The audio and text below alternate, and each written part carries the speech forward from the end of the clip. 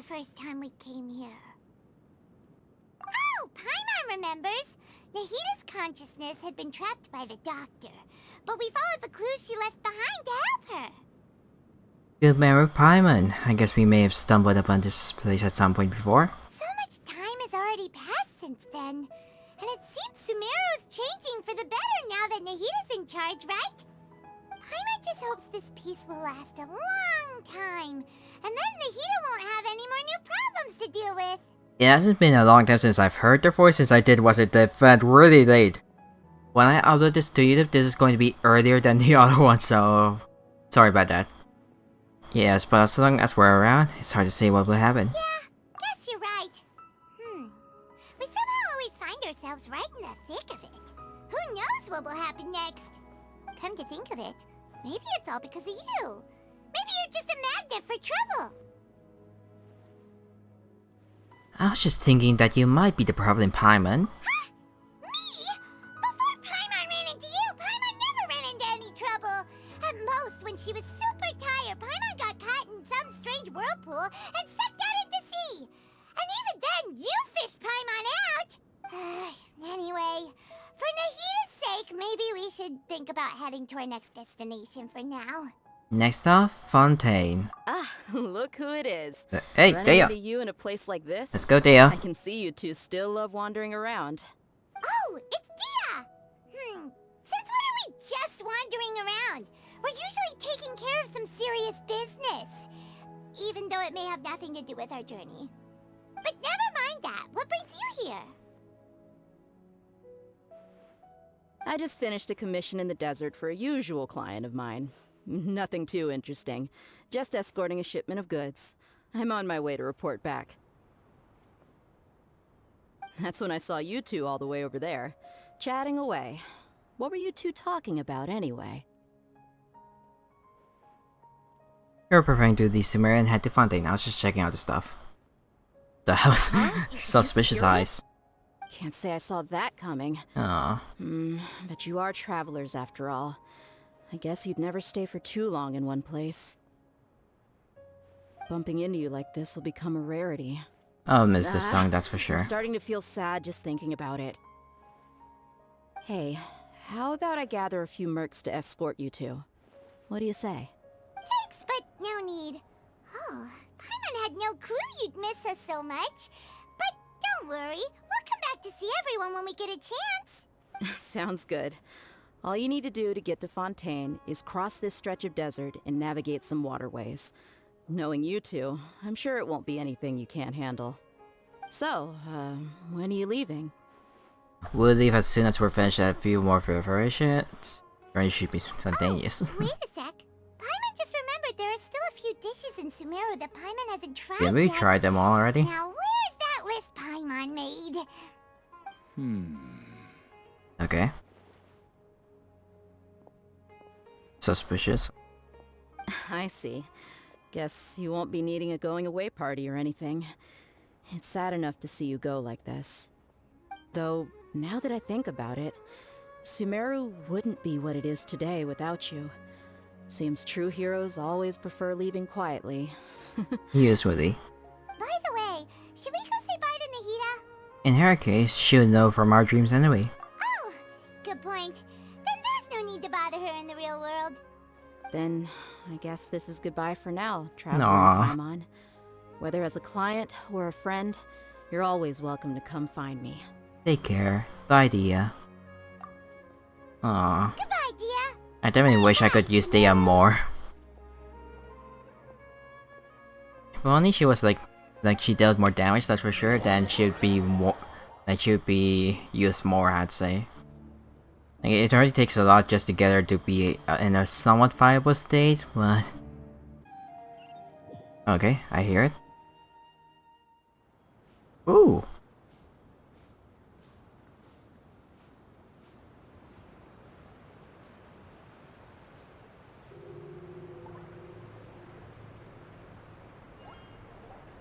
Nice. I guess if anything, we didn't. Yeah, I don't think we ever went to this spot. I should have checked on the map where it was.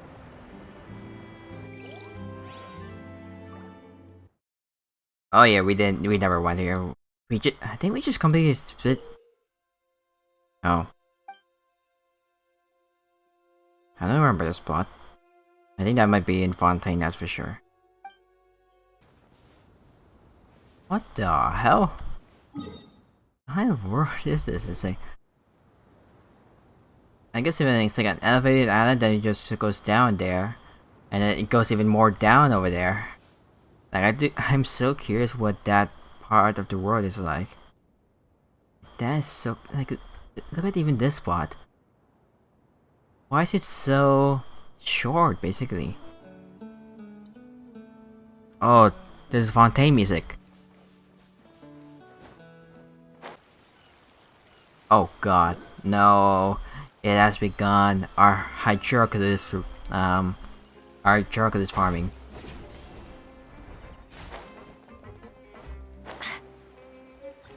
Hydroculus. Oh, I've never seen those from their trailers. I forgot what they're called. After crossing all that sand and water, we finally made it! Oh, this must be Fontaine's port! Wow! Everything looks so advanced in Fontaine! Paimon's heard that the industry here is extremely developed, and there are all kinds of unusual machines! So I heard, and it's about what I imagined. Just seeing the sights as a tourist is nice, but maybe it would be better if we found something to do. What do you think? Let's start by meeting the Hydra Archon. Good idea! Nahida gave us loads of useful information.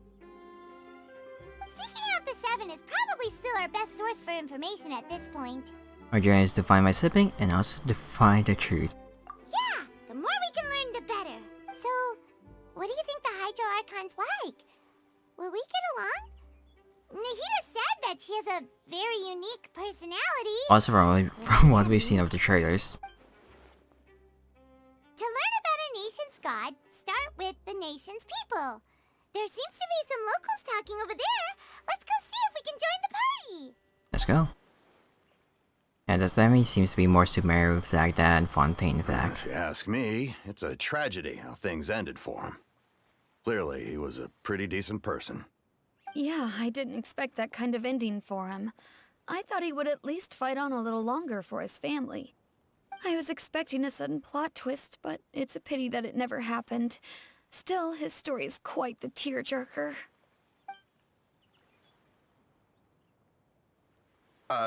Excuse me. Can I help you two? I couldn't help but notice you standing here listening. Hi. We're travelers new to Fontaine, and we had something we wanted to ask, but you seem to be really busy talking about some kind of play, so we didn't want to interrupt. Play? Oh, no. We're talking about something that really happened. In fact, it's a case that was just heard a few days ago. Really? Like, a real trial? But the way you were talking about it and the words you used just now made it sound like some kind of story. Well, good tales are often based on true stories, aren't they? I do like their voice actors. It sounds nice, even if they're NPCs. While harboring ulterior motives. Whether something is true or not simply isn't that important. The main thing is whether the story being acted out on the stage is splendid enough. Oh, but it looks like you're not from around here. You probably don't know that the Fontaine Court of Justice is called the Opera Epiclese, or more commonly known as just the Opera House. So they see Charles as sort of an opera. But,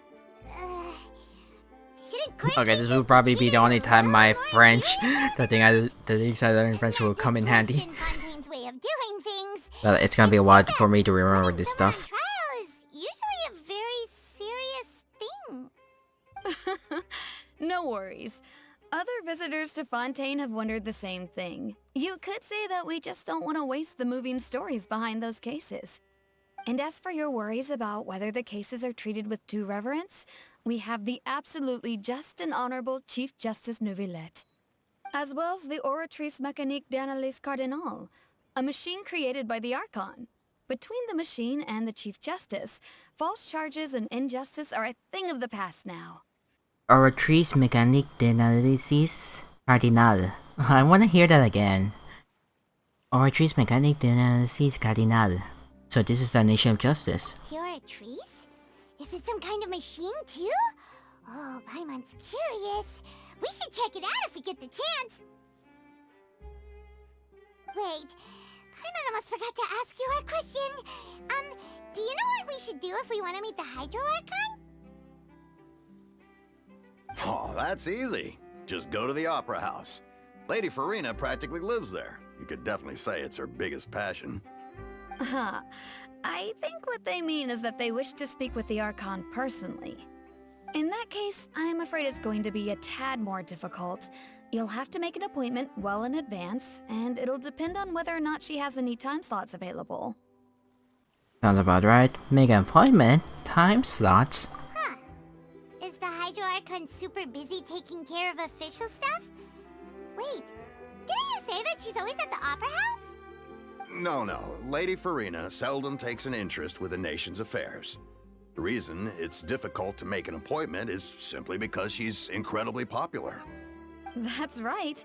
After all, she is the Archon. Though she may tend to get a little dramatic from time to time, people can't get enough of her. Huh. First time Paimon's ever heard of an Archon being described that way before. Wait! Paimon gets now! The Hydro Archon is kinda like a big celebrity here, right? Yeah, I suppose you could say that. Perhaps you could even say our mascot. Hang on. This is still Fontaine's Archon you're talking about. You should show some more respect. Yes, you're right. I guess I should at least try to be a little more respectful in front of visitors. Otherwise, I might get arrested and find myself face to face with Monsieur Neuvillette. Come on. Sure, there's a lot of laws here, but nobody's going to be arrested for saying something disrespectful about the Hydro Archon. Seems like the people of Fontaine really like the Hydro Archon, but they don't appear to refer her. Alright, I think we get it. Thank you! At least we now know that we can find the Hydro Archon at the Opera House. But who knows how long making an appointment will take? Guess we could have a look around the city in the meantime. Hey! What are you looking over there for? There's a girl over there. She's been standing alone for quite some time. Huh. Oh, Lynette. Something's the matter. She isn't going to jump into the water, is she? When I saw that, okay, Jump on her. I thought it wasn't that deep, but then I remember there's boats there, so I would say it might be somewhat deep. Prelude of Blancheur and Noirceur. Okay, I just barely got that. Lynette, what's up? Hello there. Excuse me. Are you alright? Huh? I'm fine. Thanks. Oh, okay then. We just noticed that you seem to be worried about something. About many things, actually. But there's nothing I can do but just keep my troubles to myself. I was just reminiscing about a place my brother and I would play when we were kids. It was just atop that hill over Okay, there. that's a bit weird. You're just saying this in front of strangers? You're pointing at the sea. Wait, are you saying that you and your brother lived in the water? Maybe they're mermaids, or fantastical race from Fontaine. No people call the waters around Fontaine a sea. It's actually just an inland lake that's filled with fresh water. And no, I can still see that hill clearly in my memories. Now, it's been completely submerged. He would skip and jump. Yeah, like look at that. tossing sand It in the doesn't wind. look that deep. The sun shone brightly, And there you go further and on. the air was filled with the scent of the sea. But now, the water is gradually swallowing our memories. Oh. It won't be long before it swallows us. Sorry. Paimon doesn't really get what you mean. I don't believe we've had the pleasure of meeting. Are you Lynette's new friend? I like how there's no period or question mark. You are? Lynette. Thanks for looking after my sister. Tiny She often comes here Lynette. to reminisce about our childhood, that's all. There's no need for any concern. Allow me to introduce myself. I'm Linny, and this Linny. is my sister Lynette. If I had to Okay, guess, I think I was wrong I'd say you on must either be of them. travelers from abroad. Nice to you. Paimon is Paimon, and this is the Traveler. We just arrived in Fontaine. We were just talking with your sister. Even though we didn't really get what she was saying. I'm not gonna roll for any of these characters. It's unusual. And we already for got Lynette Lynette, to so be that's fine. willing Lynette. to talk with anyone. In fact, she seldom speaks at all. I'm usually the only one she ever talks to. Oh, really? Then you two are just like us. Paimon's always the one talking for some reason. There's hardly anything left for me to say with you around Paimon. So that's how you think it is? I also think my brother can be too talkative at times. Seems you were right, Paimon. We are quite similar. So, what did Lynette mean just now when she said that the water is engulfing your memories, and that it won't be long before it engulfs you too? Oh, that. I should have It's visit from a those places in my prophecy free that's been time. circulating in Fontaine I'm gonna for be some doing a time now. lot of Well, I exploring in my suppose free prophecy isn't time. exactly the right Like word, this one would just because be that mainly implies a doing certain this amount main of story. uncertainty. There's no doubt about what's happening in Fontaine now. Oh, what's happening in Fontaine? Where to begin?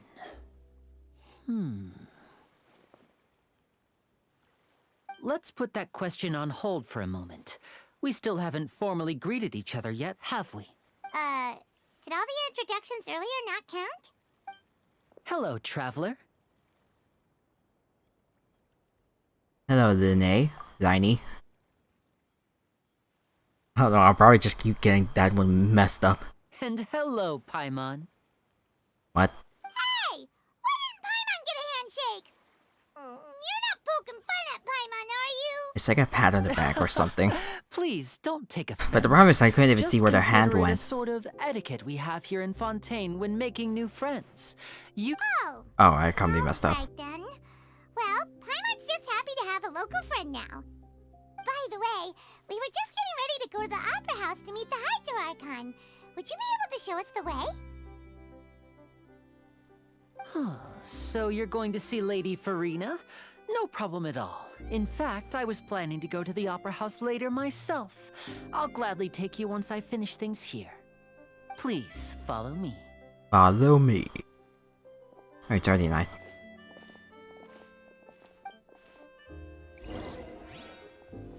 Oh, okay. Cinematic walk. Let's go.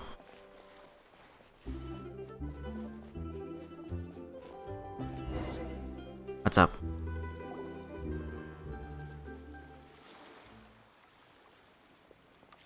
Oh? You said you were going to see Lady Farina?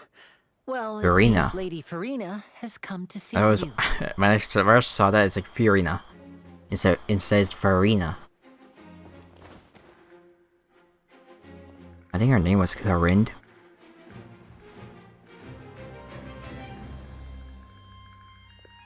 Oh, hello there.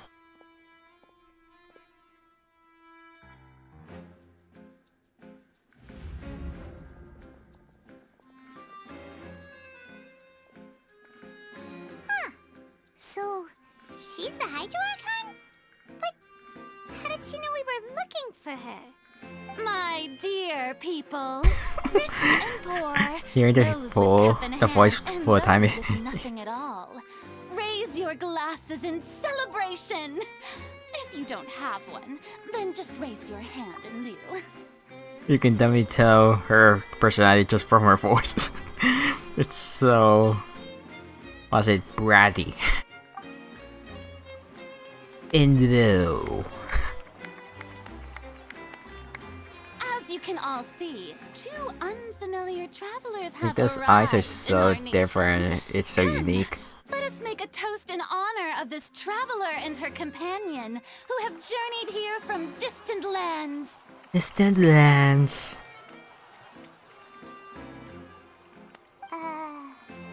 Is she talking about us?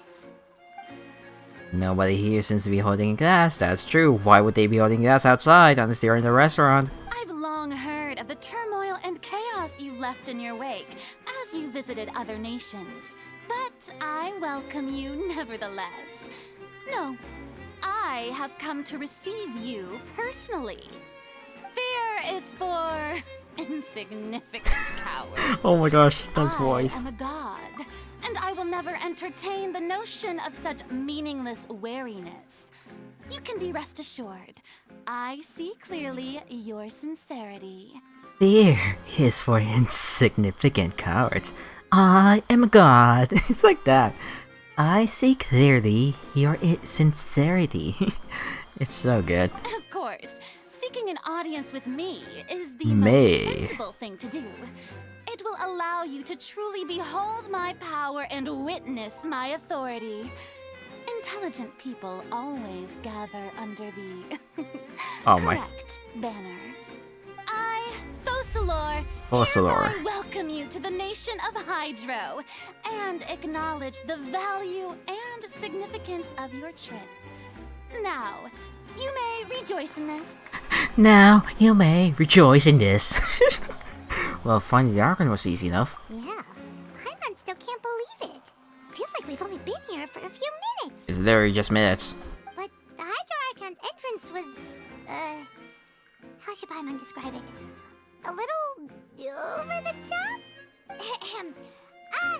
Miss Hydro Archon? How did you know we were coming? I see. As Outlanders, you inevitably lack even some of the most basic understanding.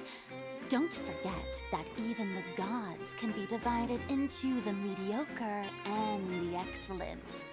I suppose it's only natural for you to be awestruck by my abilities. We don't know your abilities You though. had best stop and consider. Do you really have the noble qualities and etiquette necessary to communicate with a god? All it takes is a flick of my Oh, it's you. finger for You're me to know that. You're the one. everything about You're you. literally the guy. You snitched on us. Talk about sounding high and mighty. Looks like she can't get over herself. Oh? Oh? What's with these looks? Perhaps the welcoming ceremony still isn't enough? What else should I say? I would definitely just love to just keep like trying to do her lines basically. What else should I do then? Is she waiting for us to start talking? Wow, I didn't expect to see Lady Farina here. What a surprise! Wait, does this mean they're the legendary blonde traveler? Hey, what's all the commotion? Oh, is Oh. that Lady Farina? Is there some kind of drama going on? Of course. That's the blonde traveler. The one all those stories are about. Lady Farina came here to personally see her. Oh, I bet this is going to be the duel of the century. Ooh, I've got to see this. I knew Lady Farina would never disappoint. Yes, but don't get too excited now. My dear believers and spectators alike tend to get quite rowdy, and despite the noise, I've come to tolerate all their ruckus. You may consider this my reward. You may to consider all of this. you. I have determined that there will be an epic duel between myself and this traveler from another land, just as you were hoping to see. Now she wants to fight? Aren't we getting a little ahead of ourselves? Bring it on. It's those eyes. They're definitely different than the rest. Than the normal eyes.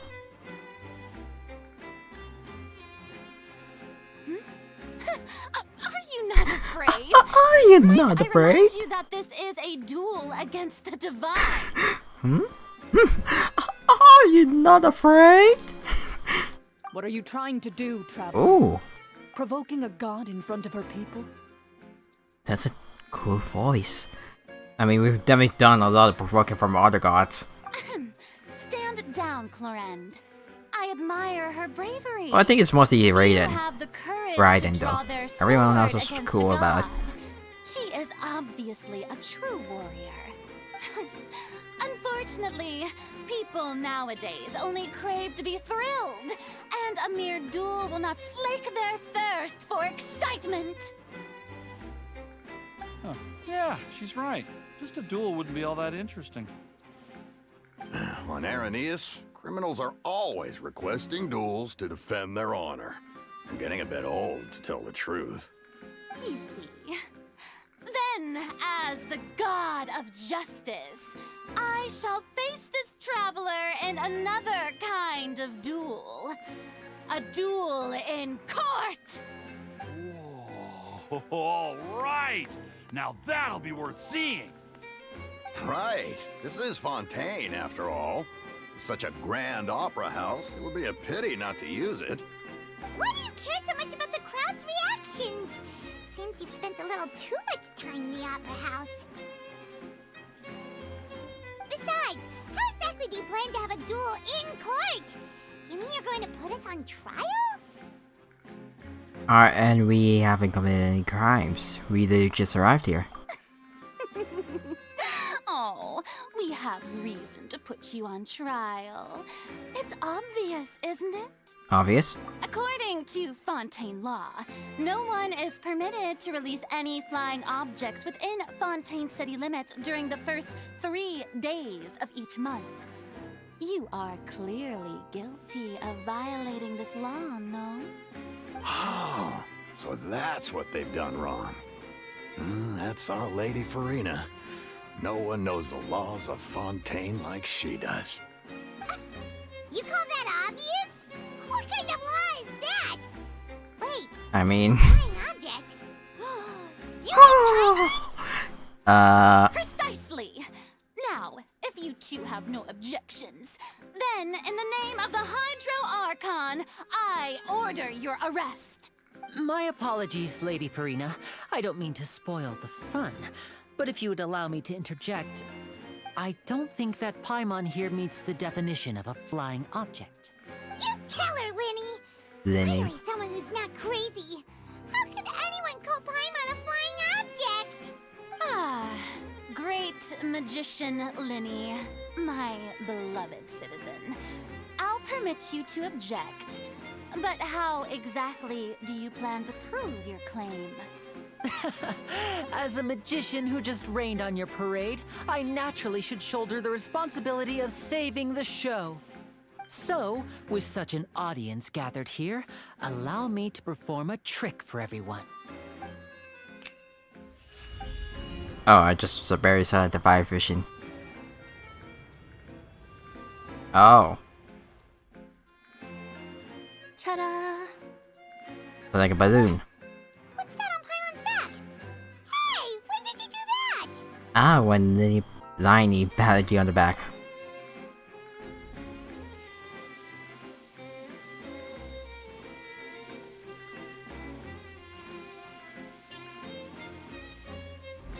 There. As you can all clearly see, Paimon should be classified as, well, something like a balloon. This rope has been in the traveler's hand all along. It was just that no one could see it before. Huh? You call that magic? You've got to be joking. I thought it was pretty good.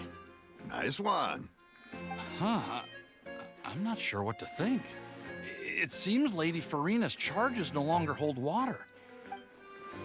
Hmm.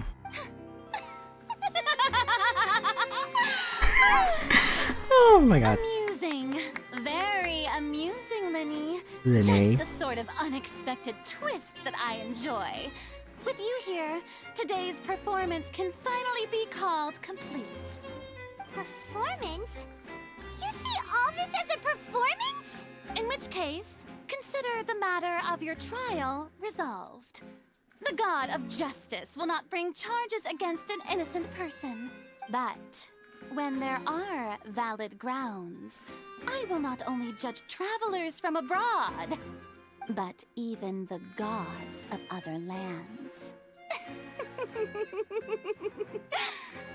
I look forward to seeing your upcoming performance at the Opera House, Mr. Linny and Miss Lynette.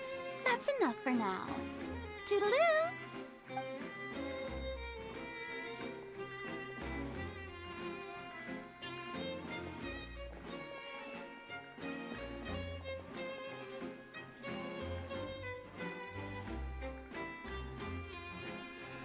Okay. That happened. And just like that, she's gone. Well, that's the most unpredictable everyone Paimon's ever seen. We never even had a chance to ask her anything. True. But that's a problem for future Paimon. That whole scene just now was really... Thanks for bailing us out, Linny. Don't mention it. I just happened to my remember God. that there was such a law, so I did a little preparation, just in case. I didn't think it would actually come in handy. So, now do you see what kind of god Lady Farina is? She can be a bit confusing at times, but she is still amenable to reason. Yeah, confusing is a good way to put it. Is she really that reasonable? Anyway, Paimon had no idea you were a magician, Linny. It sounded like you'll be performing at the Opera House, right? I just know a few simple tricks I use to make a living. Lynette is my assistant. It will actually be my first time performing on the most prestigious stage in Fontaine, the Opera House. But isn't the Opera House where criminal trials are held in Fontaine? When there are no public trials being held, the Opera House hosts a variety of other performances. To the people of Fontaine, the line between a trial and a performance can be a little blurred. And speaking of performances, I would be remiss to forego this opportunity gifted by fate. Might I invite the two of you to see my performance? My brother's always excited to make new friends. Oh, sure. We don't really have anything to do now, and we wanted to go to the Opera House anyway. I would be delighted. Splendid. In that case, why don't we go together? I'll show you the way. I just have something to take care of first. Is there any way I can help? You really mean it? Then I'll take you up on your offer. This is a magical item known as a magic pocket. Perhaps you can help me distribute them to the people here. Huh? What are they going to use it for? About that... You asked me before about the prophecy, right? Let me start by telling you a little more about what it entails. I'm not sure exactly when it began, but a prophecy has been circulating around Fontaine. It says that every person in Fontaine is born with sin. No matter how the nation of justice holds trial after trial, this sin cannot be absolved. Until one day, the water levels in Fontaine will rise, and the sinful people will slowly be drowned. That's In the interesting. end, the people will all be dissolved into the waters, and only the Hydro Archon will remain, weeping on her throne. Only then will the sins of the people of Fontaine be washed away. That's an interesting That sounds pretty gloomy. story. Why are people in Fontaine born with sin? Yep. What is that supposed to mean? There are lots of guesses. Some say that the ancestors of Fontaine stole the power of the seas and stirred its wrath. Others say that the people of Fontaine never heeded the first Hydro Archon's warnings and offended Celestia. But here in Fontaine, evidence is what matters. There hasn't been concrete evidence for any of these claims, so they can only be regarded as conjecture. If even the people in Fontaine don't know what sin they committed, wouldn't it be better just to ignore the prophecy completely? Why bother feeling guilty all the time? That's exactly what the people did at first. But in the last few years, the water levels in Fontaine have actually started rising. But now the water is engulfing our memories. It won't be long before it engulfs us. Many places have already been completely submerged, and now lie beneath the sea. Many people carry on with their lives as before and shrug it off as a natural phenomenon. But my family and I think that the people of Fontaine shouldn't ignore the possibility, which would end up sentencing them to death. We hope that at least the people who reside near the waterfront can move away before it's too late. So, we've started distributing magic pockets to them. As a magical item, these magic pockets have astonishing capacity. I'm sure they will come in handy when people are moving their belongings. Oh, Paimon gets it! It's like preparing for a rainy day! But this is more than a bit of rain. If the prophecy is true, then is there no way to prevent a disaster? Perhaps only absolute power could ever contend with Yeah, such a if it's like catastrophe. flooding, then we could probably do what Shanha did, But where she who stopped the knows? wave We're just tiny of like a specks in the grand tsunami. scheme of things. Now, if you'd like to That's probably the help, closest thing we then could probably please stop give it these with. magic pockets to anyone nearby. Be sure to convince them to take it, regardless of what they say.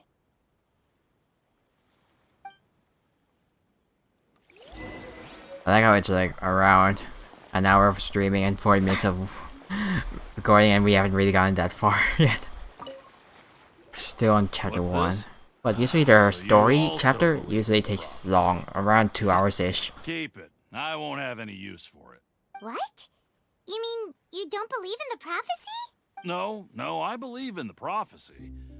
But I also believe in another story. The story says that people once lived in the ocean. They were one with the ocean and couldn't live apart from it. But as time wore on, people desired to live on land and developed blood vessels, encapsulating the sea within their bodies. Thus could people set foot on land. So, if you ask me, when the water rises and takes us all, it'll be like we're going home. Interesting. Oh, we hadn't heard that one before. But people can't live underwater. They'll die. You should probably still take it. All right, I'll take it. I guess I just feel that being dissolved into the water doesn't necessarily mean death. And what do you have? So you're the blonde traveler At that the end. everyone's been talking about. My apologies for not recognizing you earlier. Oh, a magic pocket? Seems you really thought of everything. I guess it's better to prepare for the worst and hope for the best. Thanks. Please, also thank the magician on my behalf when you get the chance.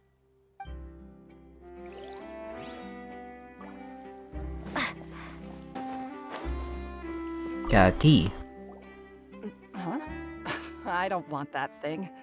Way I see it, if the prophecy's true, it's still gonna be a long time before the water can cover everything. Life is all about living in the moment. What use is there in worrying about the future all the time? We'll cross that bridge when we get to it. You should still take it. You never know when it'll come in handy. Oh, all right, fine. Thanks. It's just that if I start moving, that means I've already given up on the life I have now. I'd really rather not.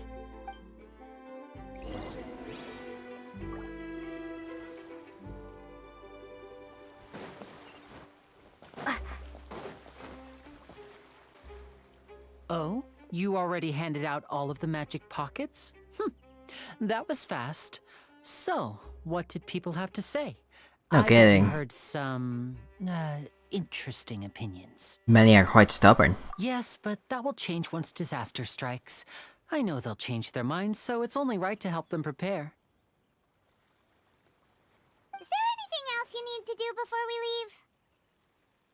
Yes, one last thing. I have the magic pockets made by a workshop in the court of Fontaine. Since we're out and about, I was thinking about bringing him some more materials. So, you want to collect materials? Just tell us what the materials look like and we'll help. Many hands make light work. Oh, that would be much appreciated. We'll need some Romaritime flowers. I remember seeing them near the waterfront on the east side of the harbor.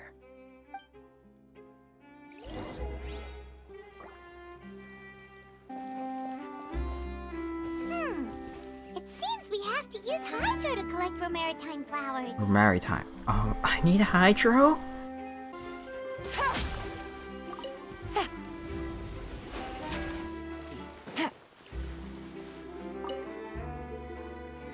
You made quick work of that. I can tell you're an experienced traveler. I've also finished collecting a few here. Maybe next time you'll feel like helping too, Lynette. No way. No I'm power way. saving mode today. Otherwise, I fear I may not have any energy left for the performance at the Opera House. Fine. Though the performance is still a long way off. Now that we're finished here, we should get ready to head back to the court of Fontaine. So, we're going to the court of Fontaine before we head to the Opera House? Good. Paimon wants a tour of Fontaine's largest city and try...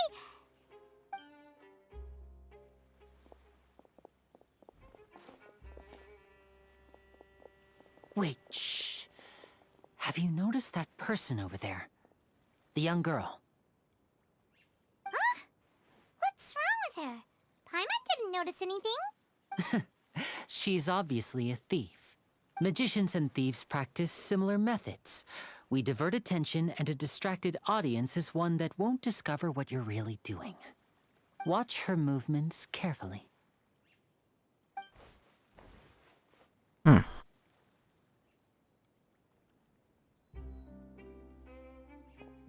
Oh, he's right! Shh, keep your voice down. We need to think of a way to catch her, but it seems she's very alert. Perhaps we should split up. You two can ride the lift over there and wait up top. I bet that'll be her escape route if she tries to run. Understood, leave it to me. All right, let's go.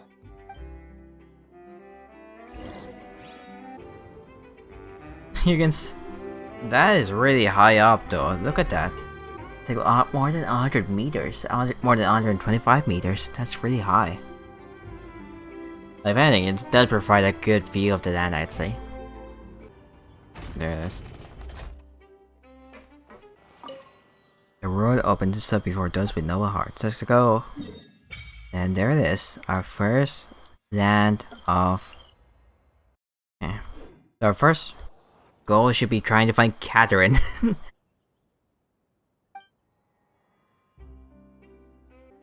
So normal... yeah.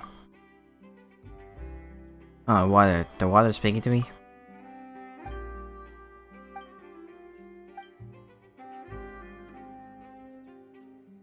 You could try doing something for once, Paimon. It'll be lonely going underwater alone.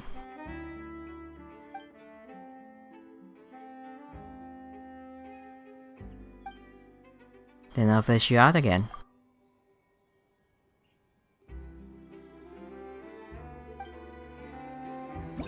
Alright, this one. Now we can actually swim underwater. Except it's only, I think it's, yeah, it's only on Fontaine basically. Okay. This is the spot where Linny wanted us to wait. Oh. Oh, I just saw it there. I like how we just pointed. Get ready to saw her. Time to make the arrest. I like how we just pointed at her. Oh, did she notice us? She started running the other direction. What should we do? Should we chase her? Our job is to block this path. The rest is up to Linny. You're right. My god, I am so messed up with that name. Us away.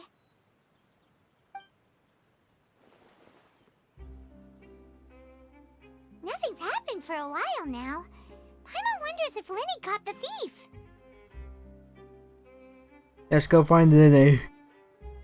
Linny. Yeah, let's go. Okay, where are you guys? Oh. Oh wait, I just realized I didn't even resonate with the power. I need to resonate with the That's all power. she took. You should check to make sure I you're not completely missing anything forgot. else. No, that was all. Oh, I can't thank you enough. I didn't notice a thing earlier.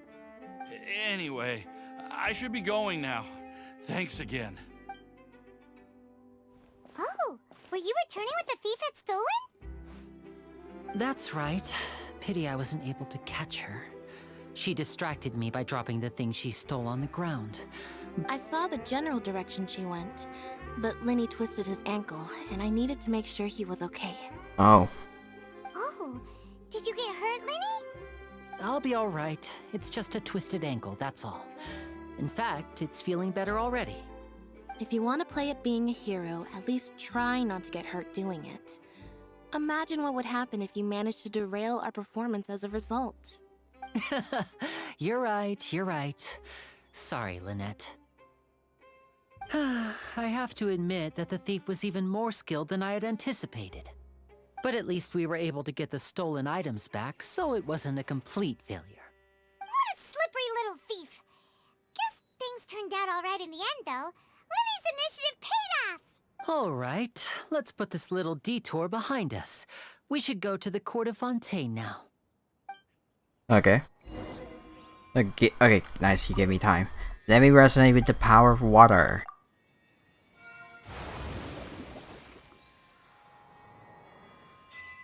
Land of Fair Springs. Oh.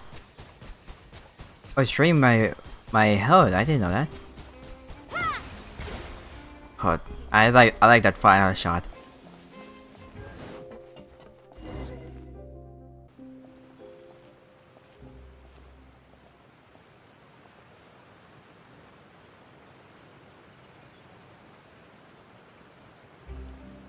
So, we ride this thing to go into the city? What an ingenious way to get around! People in Fontaine really know how to use water! If only everywhere else This is an much more aqua bus. convenient. It allows people to travel between several key locations around Fontaine. It's pretty convenient, but the ride can become a little dull after a while. The scenery is always the same. True. That's why it's better to travel with friends. Yep. So you mean it's still boring even when Doggy. I'm riding with you? Doggy, I didn't notice you, Doggy. No, that's not what I meant. It's just that, well, you don't really talk that much. Besides, it doesn't really feel like a real trip when it's just the two of us. It's the same as being at home. Whatever. Whatever. I don't really like her tone. Guess that's what it's like to be an older brother. It's about time for us to leave. Let's get on board.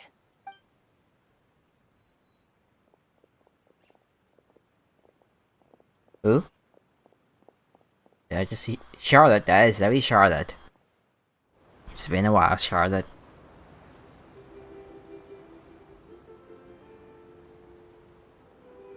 Huh? What? What? Oh, the voice. Charlotte! It's Charlotte. Oh, I never guessed I'd bump into you while riding the aqua bus. In the story of my life, this is big news. What are you doing in Fontaine? I didn't hear anything about you paying us a visit. Yeah, it's quite the coincidence. But as travelers, we're always on the move. It's not surprising that nobody knew we were coming. Though we still have no idea how the Hydro Archon knew about us. Oh, let Paimon introduce you to our new friends. Oh, no need for introductions, Paimon. I would recognize the great magician Linny and his assistant Lynette anywhere. I wouldn't be much of a reporter if I didn't know who they were. It's a pleasure to meet you. I'm Charlotte, a reporter for the Steambird. Nice to meet you. From the Steambird, huh? We've often relied on your paper to promote our performances. It's an honor to meet you. Now that everyone knows each other, Fontaine suddenly doesn't feel like such an unfamiliar place. I can definitely see some things that I'm interested to look at. What have you been up to lately, Charlotte? Any big news? Not too much. When there isn't any breaking news, I mainly cover the trials at the Opera House. You can still manage to keep readers' attention as long as you tell things from a clever enough angle, even if it's the same old topics. For example, reporting on how a scammer once deceived vulnerable girls into relationships, or how a financial This criminal reminds me was of once Niagara so poor Falls. that they ate a single piece of bread for 5 days. That would definitely get my attention. But that's not really the kind of news you're after. Ah, you're right. Seems you know me pretty well. What I'm really after is exclusive, sensational news pieces that could shake the country. These smaller stories are a waste of my talents. Oh, I just remembered. I've been following a case lately. Well, a series of cases, actually. You mean the serial disappearances of young women case? That's right. These stories Why are young the woman? talk of the town right now, and it's probably the most mysterious case we've ever seen. If I'm the first with a draft ready to publish when the case is finally cracked, and it's I the definitely headline like- story in the Steambird. I like how you can see the pyramid and the tree. It's very cool. You can see it so far away. Oh, when that happens, I bet all the other reporters will shed tears of envy. I've already gathered all kinds of materials. I just can't wait for the truth to be revealed. So, what is the serial disappearances of young women case? You mean the culprit hasn't been found? That's right. The first missing girl case happened almost 20 years ago. And ever since, after a period of time, another girl disappears.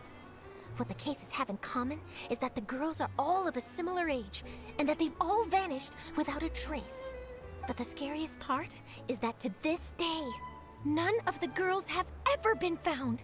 Many suspects have been arrested over the years in connection with this case, but shortly after each arrest, another disappearance would always happen.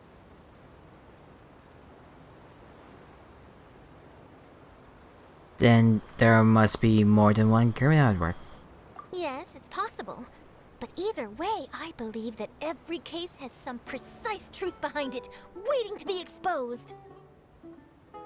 Yes, I agree.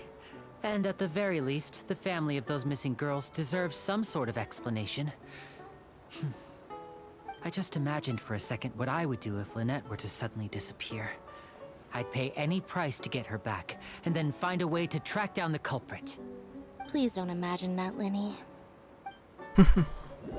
You continue talking on the Akko bus, and before you know it, you are arriving at your destination.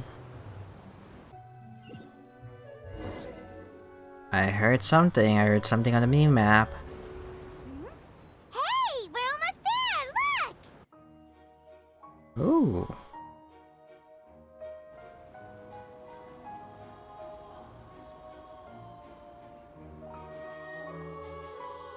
Oh god.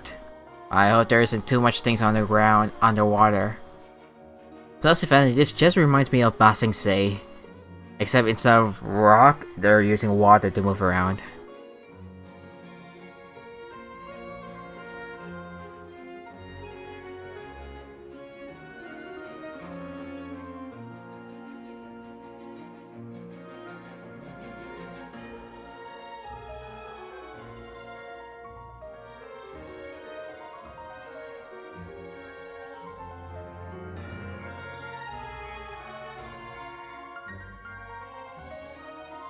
Nice music. Well, I really enjoyed chatting with you. Life should be full of pleasant little surprises like this. Yeah, us as well. The ride went by too quickly. I have an interview to get to. I should get going before I'm late. Okay, Paimon hopes we can chat again soon, Charlotte. See ya! See you next time. Bye now. Oh, be sure to stop by and see me at the Steambird when you have time. What a tough job.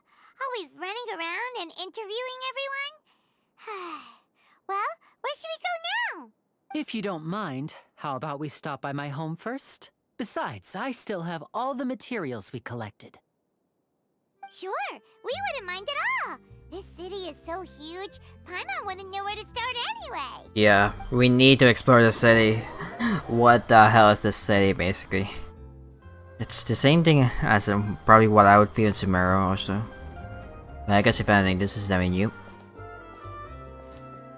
And for some reason... Okay.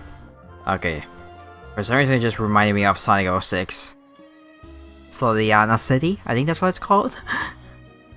Where everything takes place mostly. Oh my. The music though. And the city of brains and remembrance. I would think it should be still be. Yeah, it's still Act 1. Now we need to figure out where are the teleport spots. Oh, it's what's his face. For Eminette. This is our current abode. Ah, Fremine, you're Ferminette. home. Fermine. Where did everyone else go? I have some new friends that I would like to introduce. Oh, they all just went out a moment ago. I see. Everyone is getting busier now that Father will be returning soon. I suppose that can't be helped.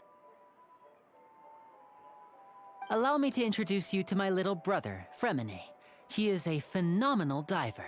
Hello. Nice to meet you. Paimon is Paimon, and this is the Traveler. Oh, you sound very proud to have a diver as a brother, Linny. Linny sure seems to have a big family. Good thing you said Linny. Linny. Linny, could you come here for a moment? What is it, Fremine? Do you have something to tell me? Linny. It's alright, you go ahead.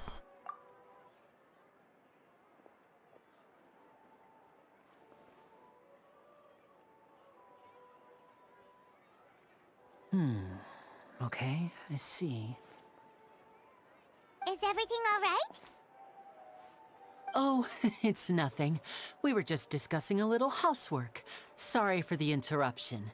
Oh, before I forget, the Traveler and I collected more materials to make magic pockets. Were you able to get any, Fremine? Yes, I went diving and gathered lots of materials. I was about to give them to you. Crackles. That's our Fremine, always quick with the underwater work.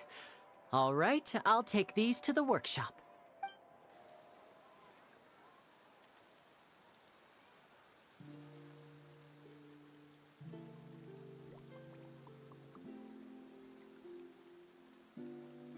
Raining, huh?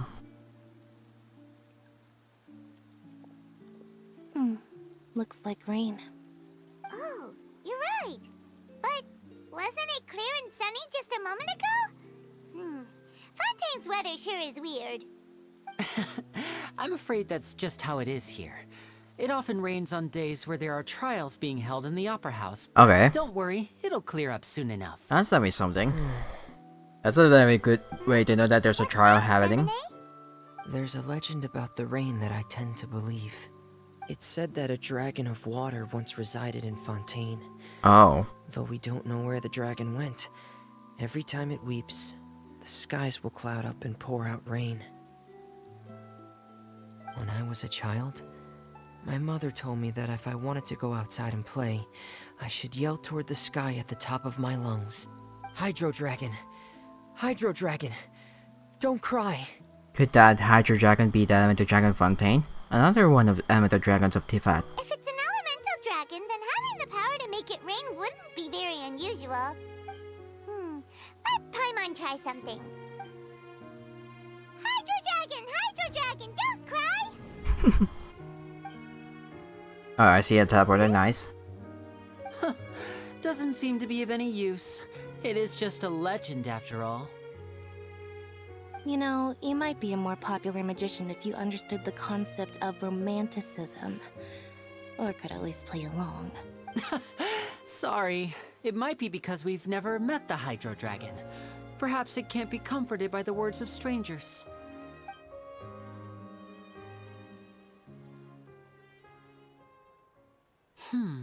It rained for longer than I suspected. Oh, it's already getting late. Was there something you needed to do, Linny? Yeah, some preparations for the show at the Opera House. I need to find a way to catch the last aqua bus of the day. On the day of the performance, just ride the aqua bus to the island of Areneus. I'll have Lynette meet you at the fountain in front of the Opera House. Sounds good. You go ahead, Linny. Oh, are you leaving now?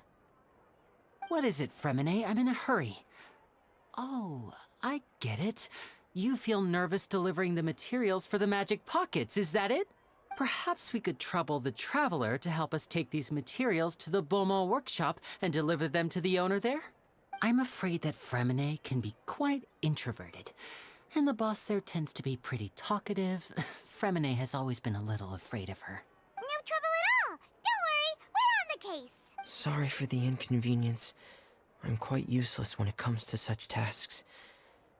I'll think of a way to make it up to you. Oh, no need! This will be a walk in the park for us!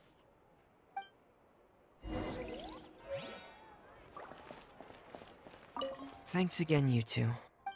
I can't really deal with that lady. Oh. A reward on the road. Oh yeah, I guess, yeah. Oh yeah, we gotta get it. It is flottant. Oh, okay. Conch Madeleine, basically. Conch Madeleine. Which is basically this. Ooh! Nice, like that, that's made of egg whites. Oh, yeah, that's really good. Lovely looking desert. Fonta? Oh my god, Fonta. Oh. Hello? Is there anyone here? Oh, hello there. New customers? Looking to Estelle. buy, or do you need something made? Or perhaps you're just looking for a chat with me. Oh no! We're looking to chat with me. To deliver some materials. Here they are. They're for making Magic These pockets. must be for magic pockets. I could tell right away. I've already made several orders worth now. Do we need to pay? No need. They've already prepaid several batches worth. When they told me what they'd be using them for, I even offered them a discount. But they insisted on paying the full amount, saying that I had a business to run. It seems both their hearts and their pockets are made of gold. Whoa. So, is Linny actually loaded? I can't say for sure, but who knows? Maybe there's good money to be made being a magician in Fontaine. Hey! Is this machine what you use to make stuff here? It looks really advanced. Why use your hands when a machine can do the work? True. It would be a waste not to use the latest technology. And wasting is a kind of crime. But where does a big machine like that get its power from? Well, it's a little complicated. I'm not sure I can put it in layman's terms for you. But basically, everything we usually use here in the city is powered by indemnitium. It's a type of energy that's produced from trials. Huh? How can trials produce energy? Well, I'm not completely sure of all the details myself, but basically, when a trial is in session, the Oratrice Mécanique d'Analyse Cardinale harvests Oh my god, they said it again. and converts it into energy to be used all around Fontaine. Oratrice mécanique d'analyse cardinale. Yeah, I got it. That's what its other function is? Paimon heard that the Oratrice was created by the Archon to make judgments. But Paimon still doesn't get it. How could something unreliable like people's beliefs be turned into a stable power source for these machines? Well, Vandy and Naida both said that gods rely on belief to obtain power. Oh, yeah! So that means the Hydro Archon relies on the machine to take the energy created by belief and turn it into power for all of Fontaine, right? Even though I've never heard anyone really put it that way before, it sounds like it makes sense. Besides indemnitium, we have another type of energy called pneumosia. It isn't produced by the power of the Archon, but it is unstable by nature. Even now, it still cannot be widely used by civilians. I thought I'd find you hard at work, but here you are chatting the Enforcer. day away. Since you're already talking, I'm sure you wouldn't mind a few words with me. You again? Didn't I already promise you that I'd have the more I owe to Confrérie of Cabriere by next month? Confrérie of Cabriere? Why are you hounding me now? Yeah, but how do we know that you won't go running off by the end of this month? I want 50% today. Wait, no, 70%. Huh? You... Seems business isn't so great for the workshop. We've already finished our job and delivered the materials.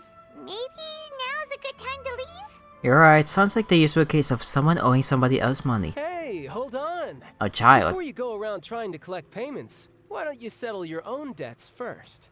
If Confrérie of Cabriere wants to poach clients from Northland Bank, that's fine. But I'm afraid you still owe the bank a hefty sum of mora. So why don't we work things out between us first, before you get back to your little conversation here? You're from Northland Bank. But we said we'll pay everything we owe next month. Why are you hounding me now? Traveler, Paimon! I didn't think I'd We run just into ignored. you here in Fontaine. What are the chances? We're surprised to see you too. What are you doing here in Fontaine? You didn't want to stay in Snezhnaya? We sure seem to have run into a lot of friends today. Fontaine really is a curious place. Long story short, I've already been in Fontaine for some time now, and honestly, things have been pretty boring. But it seems that fate brought our paths together today. Not only will I have some good friends here now, but ones who always seem to find trouble. Either way you look at it, it seems things are going to get a lot more interesting now. Pretty sure we'd want to avoid anything that you'd find interesting. I think we've already... Our trip here has gone pretty well so far, right, Traveler? So far, I think we've already weathered enough storms for now. Hey, you, Northland Bank boy. Aren't you forgetting something? Don't interrupt. It's not often I run into the Traveler like this. Why don't you wait for me over there for a while? You kidding? Aren't you the one looking for us? You really expect us to sit and twiddle our thumbs while you catch up with your friends? Listen to me, boy. If you want your mora, fine. Why don't you come and take. Oh wow, Hey, I Paimon. just said not to interrupt. Oh, by the way, Traveler, the last time I took Tonya and Tusser ice fishing, Tusser said, Hey! That's way over the line! All right, boys, let's see who has to pay up now! can you at least let me finish one sentence? Fine. Though the bank told me not to get rough with our clients, you're the ones who started it. This is an act of self-defense. So you basically You two will have to be my intentionally triggered them. witnesses, okay? Okay, sure, go ahead. They're all yours. I'm sure this won't take long. Let's go. Oh, we're playing. You're mine. Shouldn't let your guard down. Yeah.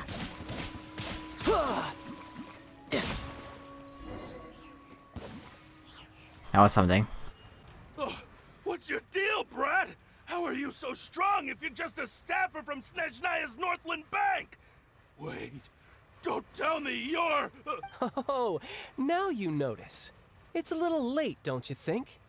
Just make sure you understand that you don't mess with Northland Bank. Got it?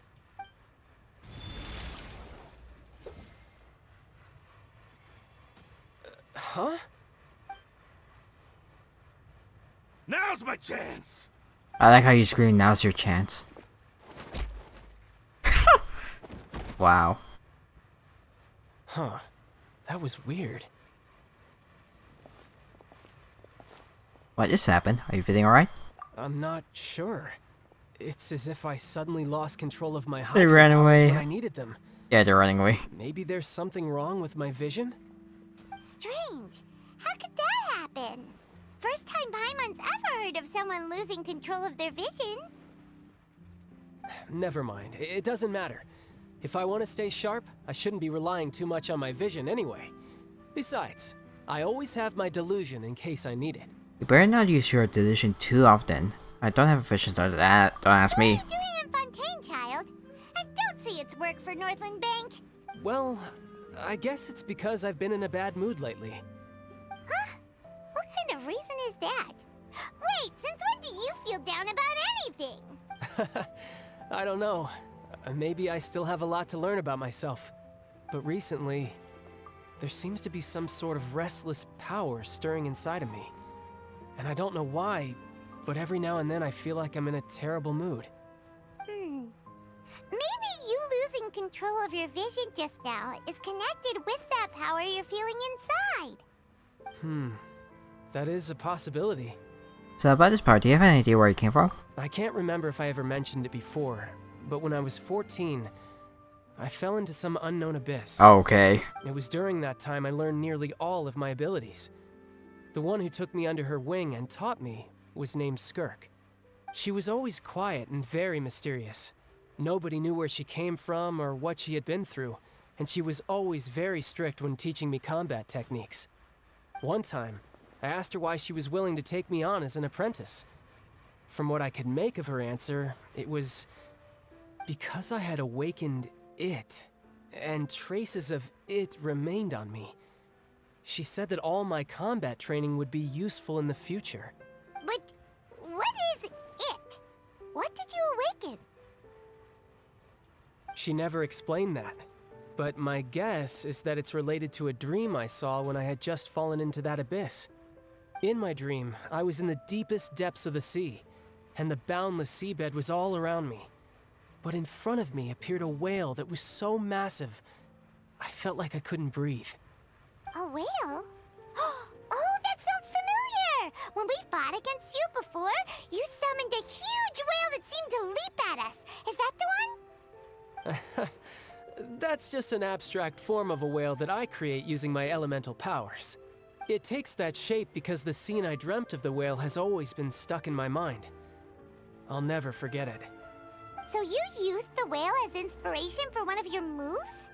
Huh. Seems a little twisted to Paimon.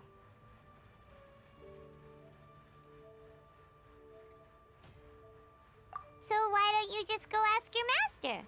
Maybe she knows the answer. You make it sound so easy.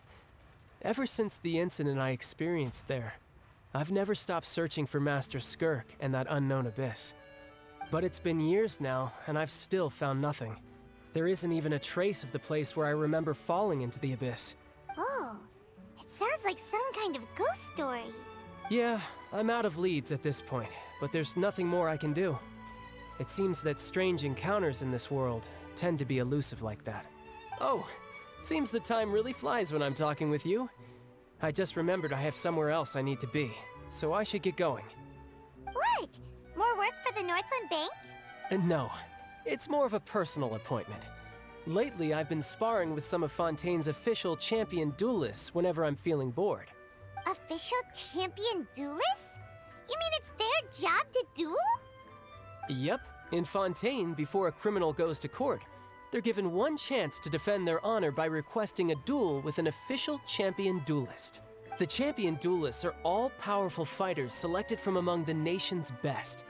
And the duel itself is a no-holds-barred fight with no specified stopping point. So engaging in such a duel is regarded as a symbol of defending your honor. If a criminal manages to win the duel, they'll be acquitted. But if they lose, they'll have no choice but to stand trial. And the worst-case scenario is that you're simply killed in the duel. Oh. Though it's rumored that Fontaine has a death penalty, from what I can tell, no one has ever been officially sentenced to death. Until now. So really, the only people who opt to duel are those who have suffered a grave injustice in being accused, or those who greatly value their honor. Otherwise... So, oh, I completely missed that. actually get out of their trials by winning the duel? Apparently, it's exceedingly rare for anyone to actually win. Fontaine probably enacted this system as a way to show that the nation respects the honor of its citizens. Besides, none of the champion duelists are to be trifled with, which is exactly why I was itching to face them as soon as I want got to see to these Fontaine. guys. Apparently, the one I'm meeting today, Clorinde, is Oh. the strongest of the champion duelists. I had been asking her for some time before she finally agreed to face me today. Well, I want to see that. that's child for ya. Paimon feels like we heard that name somewhere before. Why we met the dragon? Oh, before I forget, I want you to have this. Are you fishing? Huh? Your vision? You're seriously just giving it away? I'm just worried that it could become uncontrollable again. I'd be pretty upset if it got in the way of my duel, so I think I'll be better off without it for now. Besides, I just need you to hold on to it for a short while. I'll come retrieve it when I have some time later. Paimon knows what you're up to. You just want an excuse to come talk to us again, don't you? Whatever gave you that idea? Oh. I'll be in touch later.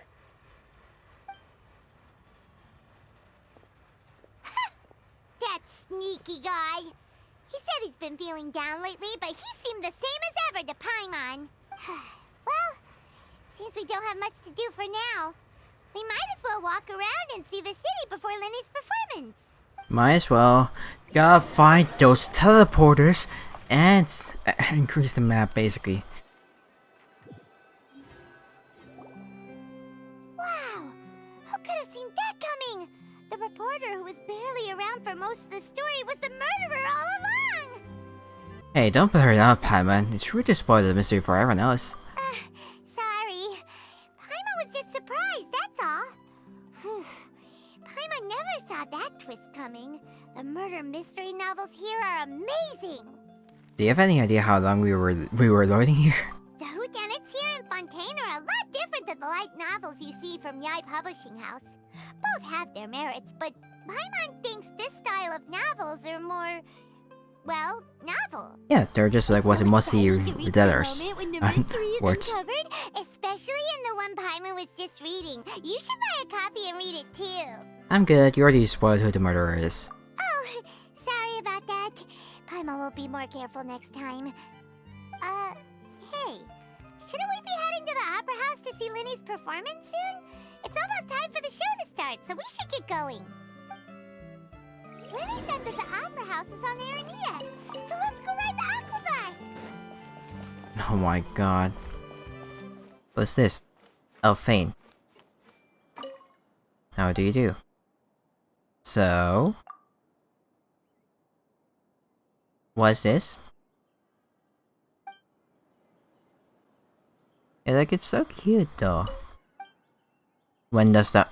immediately? Oh god.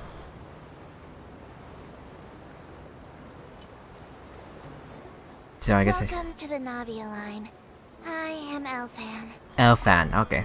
I can just The boat sit will like be this. departing imminently. Please do not stick your head, hands, or other body parts outside the boat. The Aquabus operator is not responsible for any accidents or injuries resulting from doing so. Oh god. Also, please remember to buy the Steambird, though I don't read it myself. Oh, I could definitely use this for just chilling if I want to chill, even though I'm gonna use the teleport more often. Oh, so it's over there. And the Opera Epicless. If Oh. you look to the left in the direction we are currently traveling, you will see the famous Fontaine Research Institute up in the sky. Huh? An Why? experiment gone wrong turned new sightseeing Oh. opportunity. Human ingenuity truly is a wondrous thing. We are now approaching our final destination. Please be sure to bring all your personal belongings with you as you disembark. Even though I will take any forgotten items to Lost and Found, the paperwork is rather annoying, as Melusine hands are not suitable for grasping Oh. pens. So they're called Melusine. Please be careful when disembarking. It has been my honor to be your tour guide this trip. Thank you. Oh my god, they're so adorable. Welcome to Fontaine.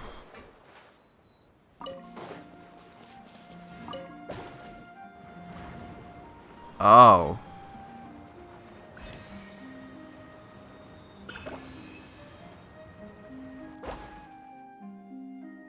What a view. Ah, now that's a view.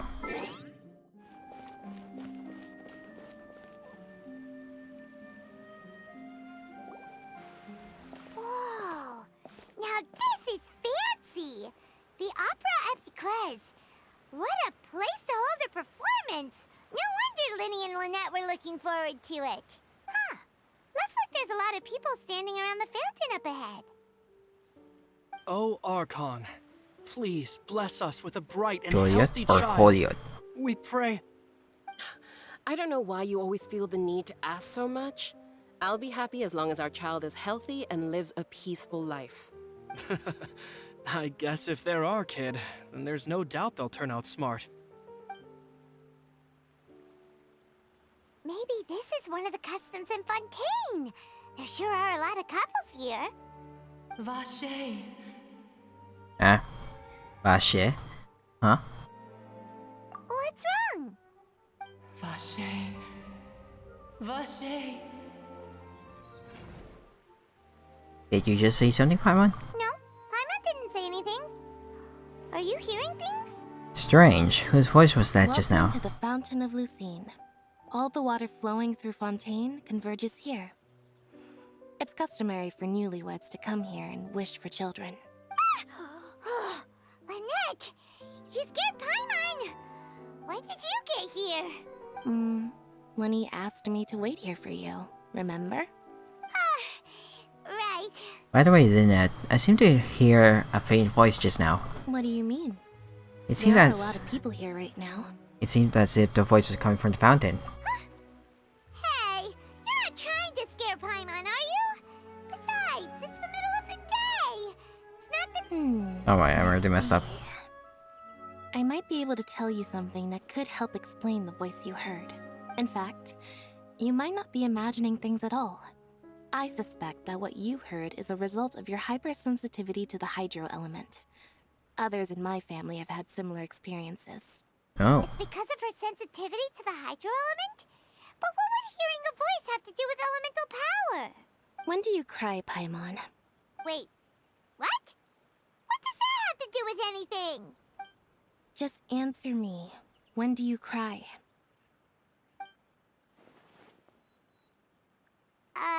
When Paimon's really sad? Oh, and when Paimon's super happy. Oh, and also when Paimon's really, really scared. Then you should understand that tears contain your most intense emotions. Like I just mentioned, the Fountain of Lucine is where all the flowing water in Fontaine converges. Even the tears that fall to the ground will eventually gather here. So maybe what you heard was the intense emotion coming from someone's tears. Ah, that's an interesting explanation. I'm not sure whether I buy it though. So, what did the voice say? It seemed to be calling out someone's name. Huh.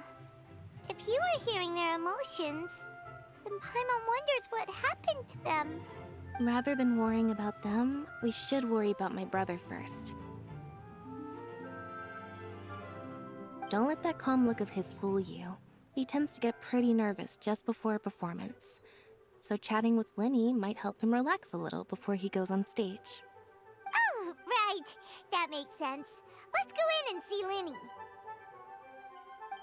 Let's go.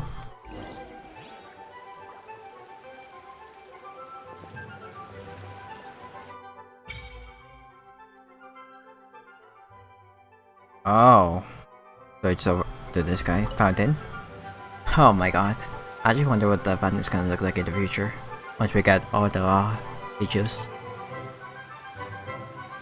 Or most of the sieges, not all of them.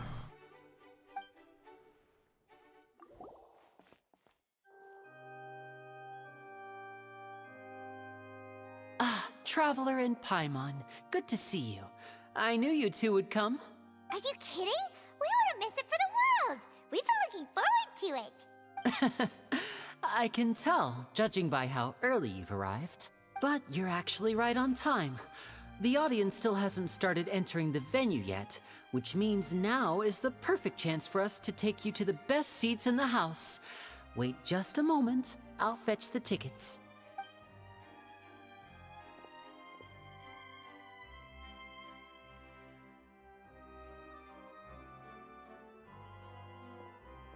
The Opera House has assigned seating, so you always have to make reservations. I've already reserved your seats, and here are your tickets. Ooh, front row seats! Thanks, Linny! Don't mention it. There's no need to keep thanking me. Hey, Linny! Kawa? Would you come over here and take a look at this? Oh, I'll be right there. Seems there's an issue with the stage props over there. That's Cal, my assistant, calling me.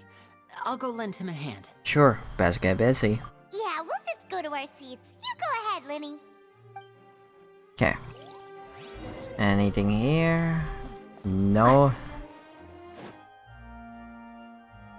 Oh, these should be our seats. Come on, let's sit down.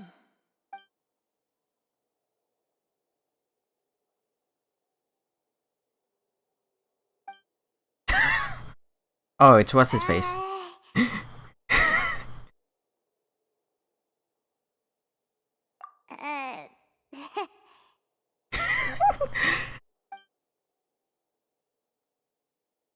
Hey, Traveler. Maybe we should strike up a conversation with the person next to us. Since we're sitting together and the rest of the place is practically empty still. It's kinda awkward if we don't say anything. You're up, Paimon. Isn't that usually your job? Of course you put this on Paimon. Excuse me, I did not realize you felt awkward. Ooh, I am nice terribly voice. Sorry. I would be perfectly happy to chat with you if that is what you would like. Oh, so you heard all of that, did ya? Boy, you sure have good ears. Paimon thought she was keeping her voice down. Wait, that's not it, Paimon's. Sorry. Paimon's the one who was being rude, talking under her breath like that. So, let's talk, but, what should we talk about? This is getting even more awkward. Oh, Paimon's got it. You're also here early and sitting in the front. Are you a friend of Linny's too? A friend, you say? Well, if Mr. Linny would like to be my friend, I would be more than happy to reciprocate. Oh, so you're not friends with Linny then? Oh, this is getting more awkward by the second. Paimon nearly forgot to make her introduction. Nice to meet you. Paimon is Paimon, and this is the Traveler. We just arrived in Fontaine. It is an honor to meet you two. I have heard of your deeds across Tevat, and as required by proper etiquette, I will also introduce myself. I am... Oh, Monsieur Nervillet. Monsieur What an Nervillet. honor it is to have you here to see my Nervillet? show. Ah, Mr. Linny. I should say it is in fact an honor for me to see your performance in person. Wait, Neuvillette? Neuvillette? Could he be? Hmm? I saw you all chatting just now, but it seems you still don't know who Monsieur Neuvillette is. Neuvillette. Allow me to introduce you to Fontaine's Chief Justice. That seat is always reserved for him. Oh. It wouldn't be too much to say that he's the symbol of justice and honesty here in Fontaine. Ooh, sorry for being so rude just now. Paimon had no idea you were such an important person. No offense taken. Being Chief Justice is merely what I do for work. Nearly every person has their usual reserved seat, so I'm not so special, really. And by the way, I should probably let you know, even though I would prefer not to, there's someone sitting up there in the VIP seats that has been striking a pose for quite a while now. I believe she is trying to give you a most elegant and impressive first impression. So I think you should take notice of her sooner rather than later, otherwise she may become flustered.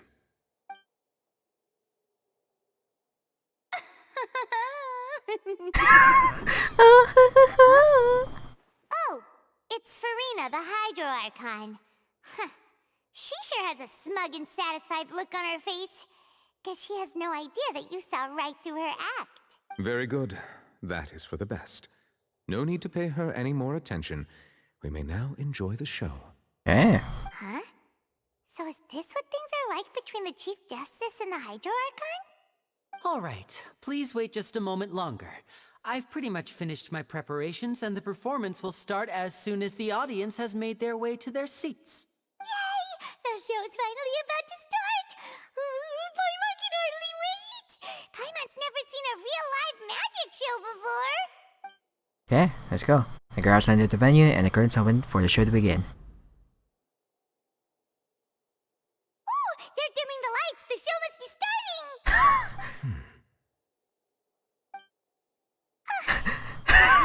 Paimon will try to stay quiet. Oh my god, Paimon. Welcome, one and all, to the Opera Epiclese. I am the star of today's show, Linny. And over here is my sister, Lynette, who will be working as my wonderful assistant. Please, let's give her a warm welcome. Hello, everyone. I know she may seem to be a little sleepy right now, but that's just a sign that she's nervous. Whatever. Whatever. Now, some of you may be thinking, two vision holders who can freely manipulate elemental powers performing magic is not true magic at all. So, I would like to take a moment to assure you that elemental powers will have nothing to do with what you will witness on the stage today.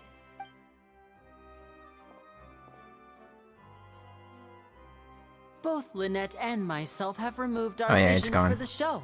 That way, even the gods won't be able to help us. Oh, good point. That's what makes the show real magic. Now, without further ado, let the show begin. Lynette will now exit the stage to make some preparations. I know you might miss her, but don't worry. She'll be coming right back on stage momentarily. Perhaps in an unexpected way. I'm sure she'll be stealing the spotlight soon enough. Oh, and before I forget, there's one more thing I should say. It seems like it's almost a pack You never know house. what can happen in the blink of an eye. Oh, is that act time?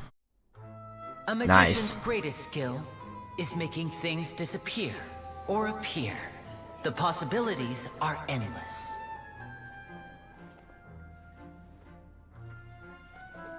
Huh?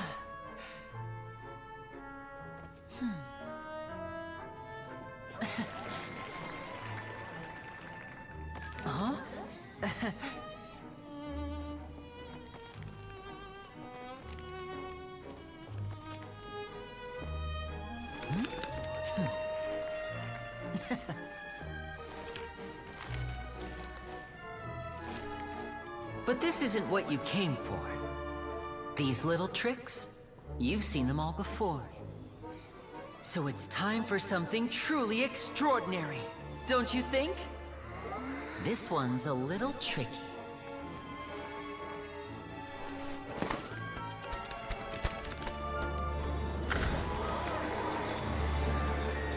Using this water tank, I shall make my sister vanish completely, right before your very eyes.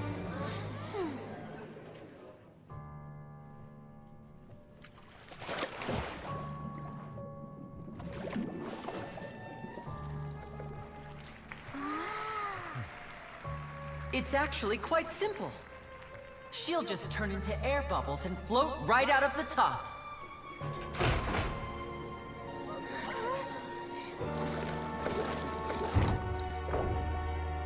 Oh no! I told them to check all the props carefully. With the lid on, even air can't escape. Huh. An amateur magician would be getting very nervous right around now. Luckily, it's me on stage, so let me show you what a true virtuoso can do.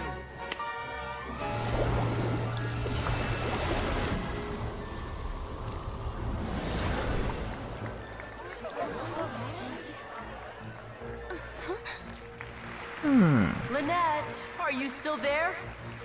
Don't go too far. We don't want to use up all our magic. Hi, I'm back. Uh-huh.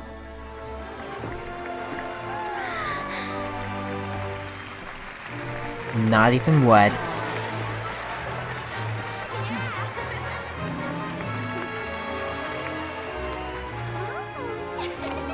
Oh my god.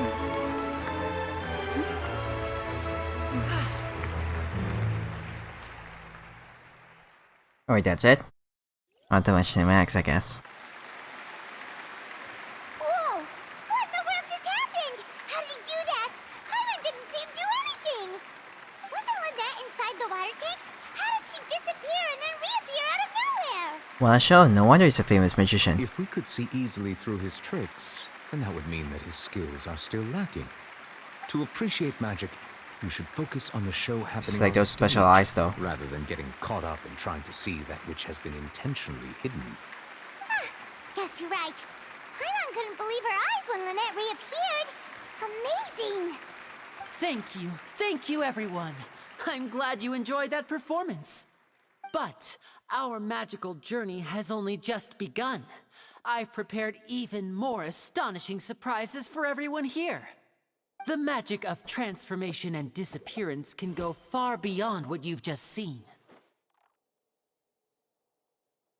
I'm sure many Yeah, of you do are wait on the thinking dot. that escaping Well, the I guess water the tank idol was was done. impressive enough.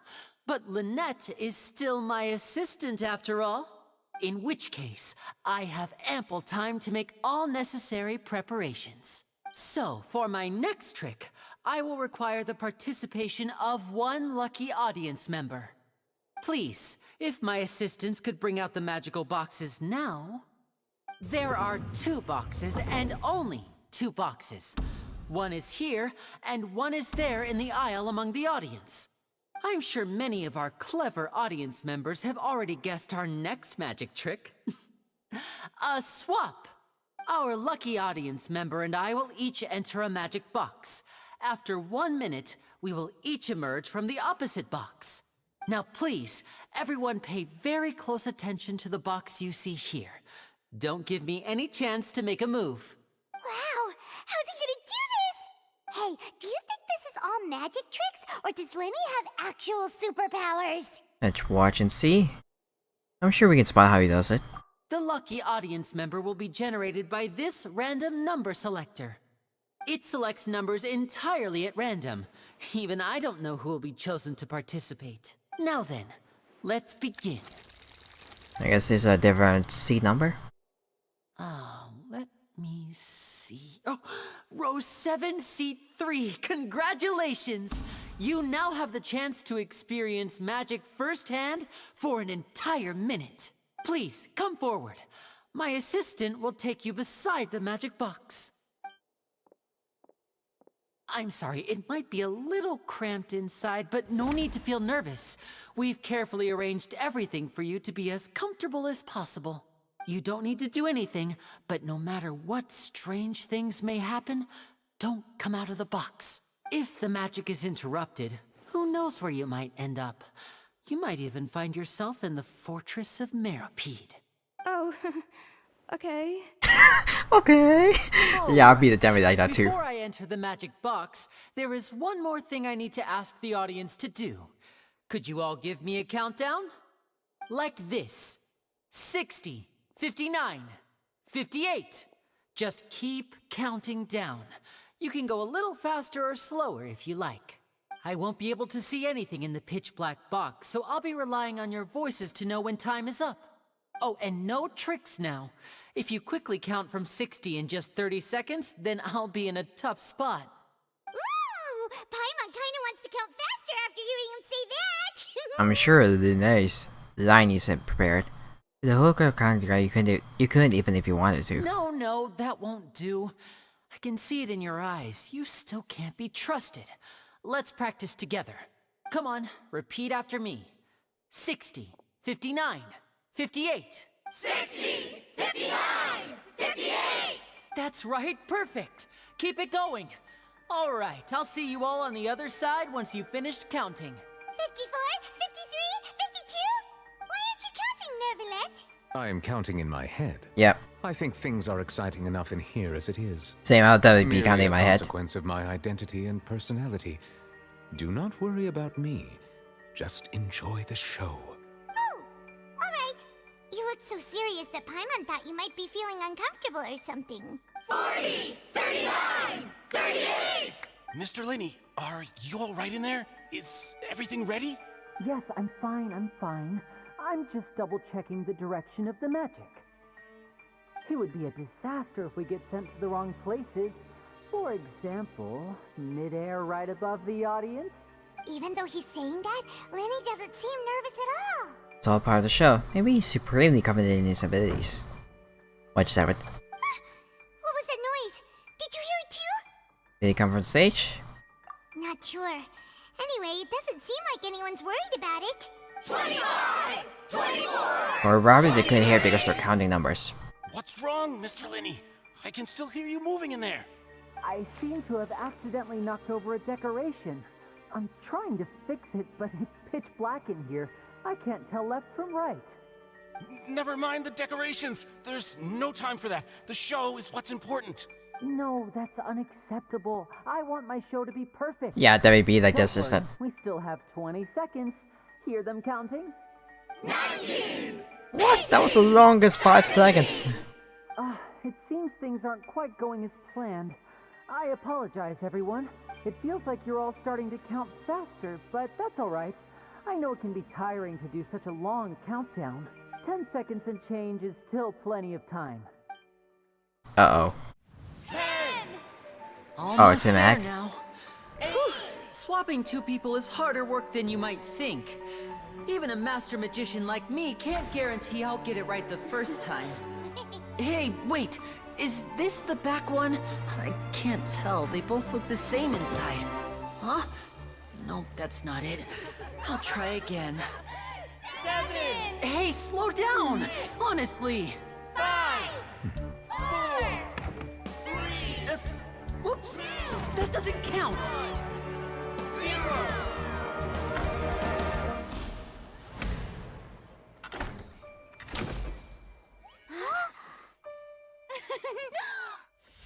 Ta-da! Ooh, nice. Well, what happened to the volunteer?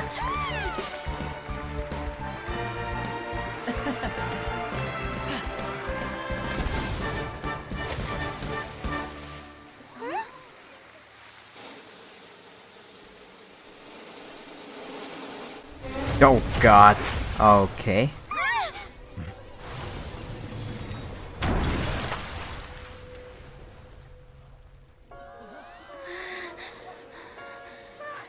What happened?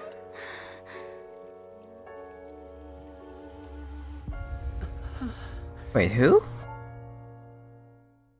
I'm pretty sure the volunteer didn't have that. Huh? Is this part of the show? Mr. Linney, you're going to use magic to fix the stage now, right? What happened? Oh no. Maybe this isn't part of the show. The girl was still in that box, right? This performance is over. Medical Yeah. staff with me. Guards, secure the scene and detain all the performers. Seal the exits. No one is allowed in or out at this time. Yes, that's right. If this was just an accident, then we must You investigate stuttered the cause. also. But if this was all part of some scheme, then those accountable will not escape the judgment of the God of justice. No need to be alarmed, you two. It just feels like she's like a Chinibu. Like she is like just pretending to be all high and mighty stuff. Unfortunately, the person who is in the magic box has been pronounced dead. Oh, His name Cowell. was Cowell, one of the assistants in Linny's magic troupe. How did he get in the box Apparently, though? the fireworks on stage ignited the ropes that were suspending the water tank, Oh, which then caused the really? tank to fall It didn't onto seem the that stage. high though. And it As was of quite now, far. We are still not sure why we found Cowell in the box, rather than the guest from the audience. And after an initial search of I the like how area, everyone stayed the guards for have it. confirmed that the girl is nowhere to be found. Oh, okay, she's It still appears missing. that this incident was not merely some mishap. with Oh, the it's performance. that story again. And there are many indications that it is connected with the case Yeah, that of story. the serial disappearances of young women. The serial disappearances case? That's the case that Charlotte mentioned before. And to put it up like this, in front of an audience, including the Archon and Chief Justice. I know the truth. I can see through the whole thing. Really, using such a shallow and obvious mystery as his finale. Did he really underestimate us that badly? I say that our powerful magician, Mr. Oh. Lenny, is now the prime suspect for the serial disappearances case. Huh? Why me? This whole thing was an accident. Oh, this all occurred during your magic show, did it not? I mean, yeah. The missing girl disappeared. Now the problem is we have to try and convince. Did she not? We need to find The evidence. deceased is one of your assistants, is he not? Now that I think about it, that whole speech about magicians making things disappear was nothing more than a provocation, a bald-faced challenge. That can't be right. How can Lenny do this? He was in the box on the stage the entire time. We can even hear his voice. Besides, before the show, he told us that he would like to catch the criminal behind the disappearances. He couldn't possibly mean catching himself. He's a suspect of Melissa. It's hard to believe all this happened during the show. Save discussion for a later time, please. Lady Farina, may I assume that your comments just now constitute an accusation against Mr. Linney and his associates, and that you are pressing charges? I just think that I think it might be a little early to talk about Oh my formally God. pressing charges. But what Lady Farina said just now makes perfect sense. Looks like she's gonna personally deliver justice. A kidnapping and murder carried out under the cover of a magic show. Oh my. Said it all. I mean, of course, my dear people. But what excites me even more than the obvious I don't really truth like the before I don't really our like the gloves. eyes is the opponent I'll be facing. That's right. I mean you, Traveler. You'll support Lenny, won't you? After all, he was the one who helped you the first time we met. I trust Linny. Then there's no problem at all. You know, the Traveler and I already had a duel the first time we met. But with Lenny's help, our little duel ended in a draw. But draws really are the most boring possible outcome. So, no more draws. Between the two of us, there must be a clear winner and loser. And what better place to hold such a riveting showdown and decide the true victor than here, on the grandest of stages, the Opera Epiclese. It wasn't a draw. She obviously lost last time. True. I understand. Charges have now been pressed, and as such, a trial is in order. Well, Traveler, seems Lady Farina has set you in her sights. But putting her dramatic rhetoric aside for a moment, Are you willing to act as Mr. Linney's attorney and defend him in this case? Yes, I am. We're gonna check everything to Very do well. what she just The trial said. will be held a day from now in the Opera House. Oh, God. Both sides may investigate the scene to build their cases and search for the truth. Linney and his troupe are all potential suspects and shall remain within the Opera House. Isn't he supposed to The be holding audience something, may I begin guess? to leave in an Or is he orderly just supposed to be fashion like once they that? have been cleared by the guards. A day isn't that long. Let's see what kind of case this big shot Outlander can build in such a short amount of time. I'm Oh really my, that laugh. looking forward to hearing it. Let's see. There is suspense and energy begins to leave along with Verena and Nuvile.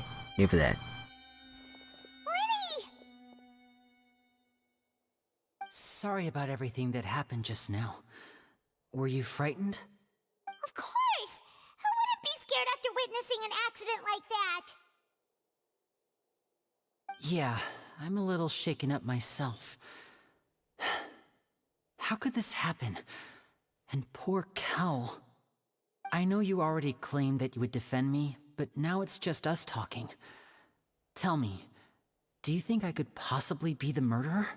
No, it's hard to say. Good to hear. Thank you so much for trusting me. I'm sure everyone sees me as the biggest suspect at this point. But, if you ask me, the whole thing is mysteries layered upon mysteries, such that all that's left is confusion. I don't know whether what happened there on the stage was purely an accident or not, and I don't know why poor Cal was in the box. As for how that girl chosen from the audience could suddenly disappear, I'm afraid I don't have any answers either. If someone tampered with my performance, then we need to figure out what they did. Even a skilled and knowledgeable magician like myself couldn't pull all that off in just 1 minute. Yes, it is very strange, but there's no denying what happened. Which is precisely why we need to investigate. As this book says, the impossible could not have happened. Whatever happened must What have been the that hell? which is possible. Oh, that's basically what's it, Sherlock Holmes. The impossible could not have happened. Whatever happened must have been that which is possible. Kind of thing. I don't remember the full quote. Pretty cool, huh? Oh my Don't god. worry, Paimon used her own savings to buy them. It wasn't from our travel funds. I think they look cute on you, Paimon. Nice. You have good taste, Lynette. That's the right attitude. Feeling depressed isn't going to help me now. I need to get back to my normal self. But with the guards watching our every move, it's going to be especially difficult for Lynette and I to prove our own innocence. Good thing you agreed to be our attorneys. Thanks for that. We'll be counting on you. Yes, thank you so much. I won't let you down. I'm used to this sort of thing. Just leave it to us. I wish we can just keep that as a taco for Paimon. Since we're going to start investigating, Paimon has a question first. Where did Lynette go during the performance? Ah, well, I'm afraid that would involve some of our essential trade secrets as magicians. The secrets behind our magic are past saving, Linny. I suppose you're right. The truth behind Yep. our tricks is going to be We need to important know. evidence that will be weighted during the trial. 'Tis truly a pity. As a magician, our magic show is a work of art. We've poured countless hours and spared no effort in perfecting it. But if revealing our secrets will help you uncover the truth behind what happened, then it will be well worth it. We should go somewhere else if we're going to discuss our magic tricks. We'll go speak with the guards, and in the meantime, you can go investigate the stage and the seating areas. Alright, let's go have a look while the investigation teams are still here. Detective Paimon is on the case! Okay.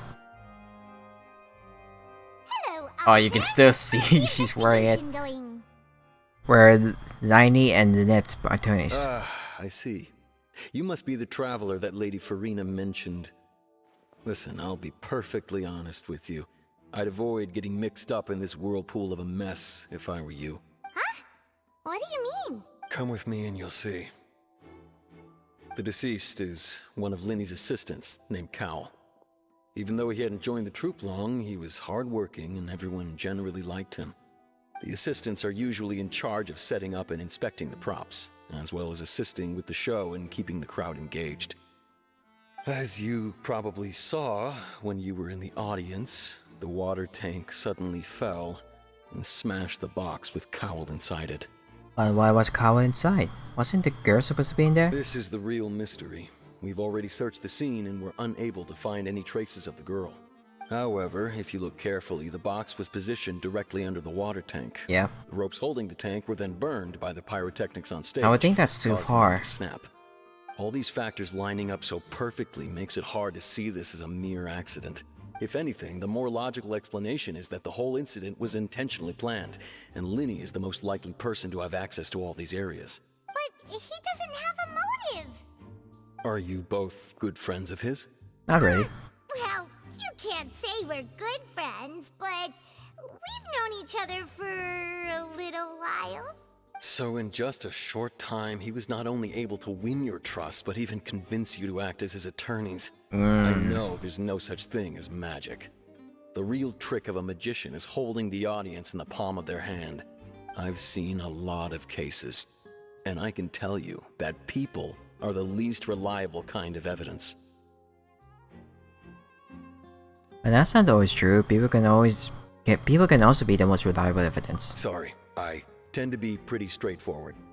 Just know that I'm warning you for your own good. Anyway, you may investigate the scene of the crime yourselves if you're curious. Who knows, maybe you'll be able to come up with some new evidence. Oh god, what is this now? You can use the case record? Oh, okay, so it's that kind of thing. This is very interesting.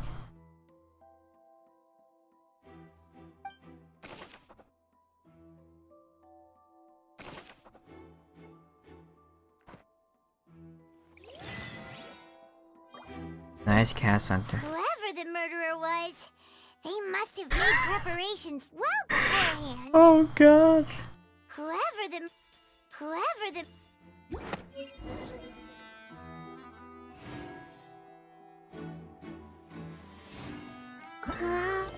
Okay, so yeah, it's still Act 1. Jesus Christ.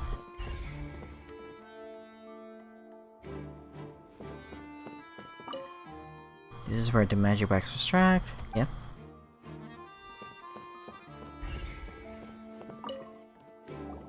Yeah, So the rope. This is the rope that broke and caused the water tank to fall.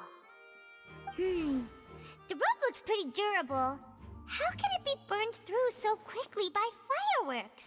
So either they didn't realize this was a safety concern, or... Why are you suddenly so serious, Oh, what's Traveler? this?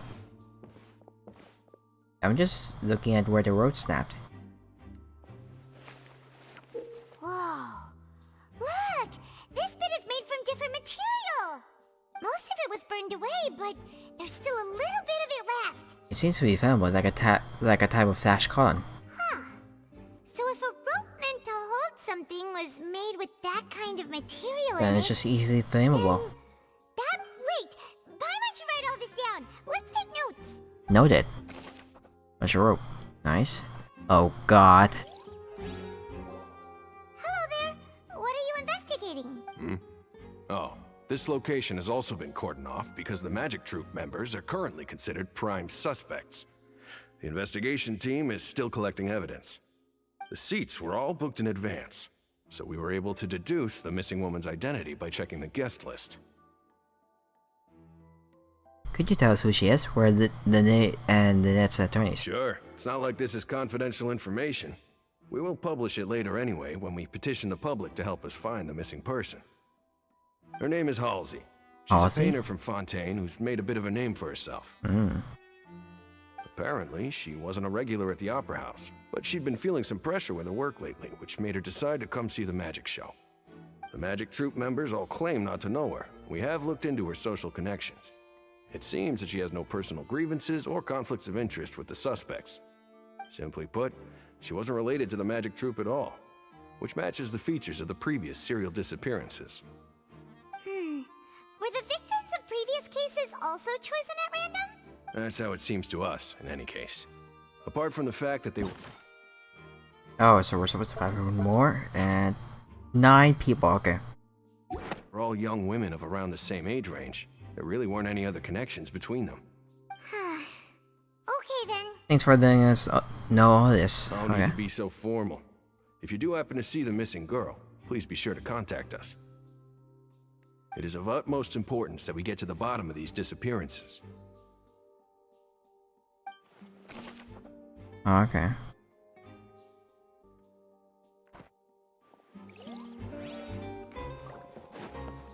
Why would it be him? How strange. Gosh. No wonder the serial disappearances never got solved. I do like how there's like unique data for each Whoever time. This rope was obviously tampered with. The investigation team has some new findings. Turns out there's an issue with the random number selector after all. What? See, I told you. What if the machine picked some big guy's seat? You think the murderer would have still made his move then? Sorry to interrupt, but we're helping Linny and Lynette with their side of the investigation. What were you saying about the number selector? There's something wrong with it? You're trying to help them? That'll be a tall order. Linny used the machine to pick a random member of the audience during his performance, right?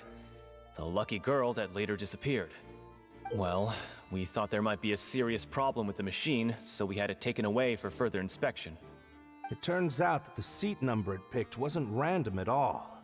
The machine picks that same number every time. What? I'm sure you already know that you have to make a reservation in advance to get a seat, regardless of whether it's a trial or some performance. In other words, Linny knew who would be sitting where from the very beginning. That much checks out. Linny reserved our seats for us too. Bet you see why I was saying it'd be tough to make a case for Linny. Thanks, sorry to bother you. Even though it's bad for Linny's case, Paimon had better write it down. Yeah, it's for the best. We need everything. I see that you're investigating the area. Well, it just so happens that I'm interested too. If you find any new and interesting leads. We don't have too many thoughts yet. Then why don't I tell you my hypothesis first? The thud? Oh, you mean the sound that happened during the countdown? Yes, exactly. It wasn't terribly loud, but I suspect that most people heard it. It's just that everyone was awaiting the results of Linny's trick with bated breath, so no one paid it much mind. But now that the incident has happened, the thud has become an important clue. That makes sense. So, what do you make of it? I'm of the opinion that it may have been the sound of Linny's accomplice. Lynette, perhaps. Jumping atop the water tank, or something like that. And when the pyrotechnics went off, she cut the rope, sending the water tank crashing down. But wasn't the noise we heard too loud for that? Perhaps the balance wasn't right, leading to a particularly rough landing. Then wouldn't the water tank have started to swing a bit in that case? Oh, that's true. I suppose We definitely would notice if it's swinging a bit. Though, what was with that sound?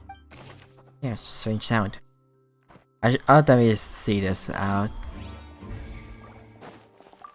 Linny's still talking to the guards. It seems he'll have a lot of explaining to do. I think someone will be assigned to monitor us later, but that's alright.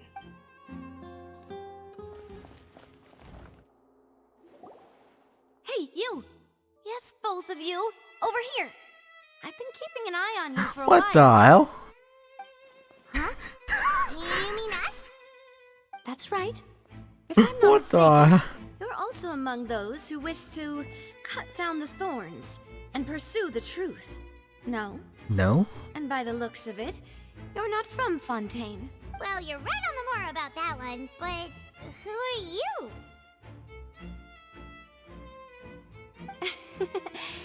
Have you never heard of the Spina di Rosula?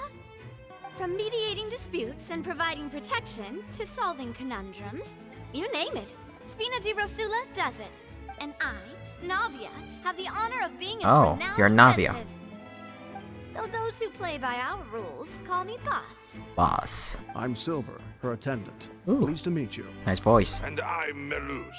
Demoiselle's various daily needs and affairs are under my purview. Huh? Boss? Demoiselle? What gives with the names? Well, I am the second generation president. Malus and the others are still used to my previous title. My apologies, Demoiselle. Should you prefer, boss, I will endeavor to use that instead. No need. You don't have to call me boss. Just Navia is fine. Okay, if you say so. Not that we're members of Spina di Rasula anyway. All merely trifling details. Never mind. Now, back to the situation at hand. So you want to investigate as well? That's right. I've always kept an eye on the serial disappearance cases. My interest stems from a matter back from my father's time. Judging from the look of things, I find Linny an unlikely mastermind. Really? We think so too! That's why we're looking for clues now. But how did you come to that conclusion? Intuition, naturally. My unparalleled intuition. Okay. Farina sure was quick to point the finger at Linny without any decisive evidence whatsoever, wasn't she? True. But that's not uncommon for her. If you remember, the Justice had to interrupt her and ask if she was pressing charges just to keep her from getting carried away. Anyway, a trial begins the moment someone levels charges. And, of course, there was no way Farina was going to back down in that situation. Sounds more like you just don't trust the Hydro Archon. Well, what's your opinion? I must admit that she can be interesting at times, but liking her doesn't mean that I'll blindly agree with her. Well, when you put it like that... Alright, I've answered your question. Now, it's time you answer mine. Wait a minute! Did that answer count? Well, I say it does. But don't worry, you won't hear any pointless questions from me. In your opinion, do you think it's right to treat a trial like it's an opera? Well? Not always. And why? I'm like really confused with those, like the pauses stuff. Doing so makes it easy for the truth to fall by the wayside. Something serious like a trial shouldn't be treated like entertainment. See, Silver and Malus? I told you they'd be different. Most astute of you, Demoiselle. I too think that the Traveler's response was most excellent. No matter how wonderful the script or how fervent the audience's expectations may be, the trials that go on stage here must be based in fact. And if that can be done, boss, then... Alright, that's quite enough, Malus. Anyway, I like your answer. You pass with flying colors. Now, I need to make some preparations, following which our joint investigation shall commence. You two shall be my assistants. Wait! Since when did we become assistants? Oh, well, I can be the assistant. Sure. Or your companion, if you like. I'm really not that fussy. That's more like... I think you're missing the point, Paimon. Seems you've already agreed then. Far be it from me to brag, but I believe that Demoiselle's intuition will be instrumental in uncovering the truth. You wish to save a friend from false accusations, and we wish to unravel the disappearances. In this sense, our goals are aligned. You have a point. You're quite the talker, aren't you, mister? And what about you over there? What do you think? You seem like you've got something on your mind. I have nothing to add. Oh, alrighty then. We'll be making some preparations first. Just be sure to let us know if they start revealing Linny's tricks. Thanks! Thanks. Whoever the murderer was, people needed to register and reserve a seat for the show. That, combined with this number selector, could allow you to pick a young lady instead of some old fogey. Why would it be?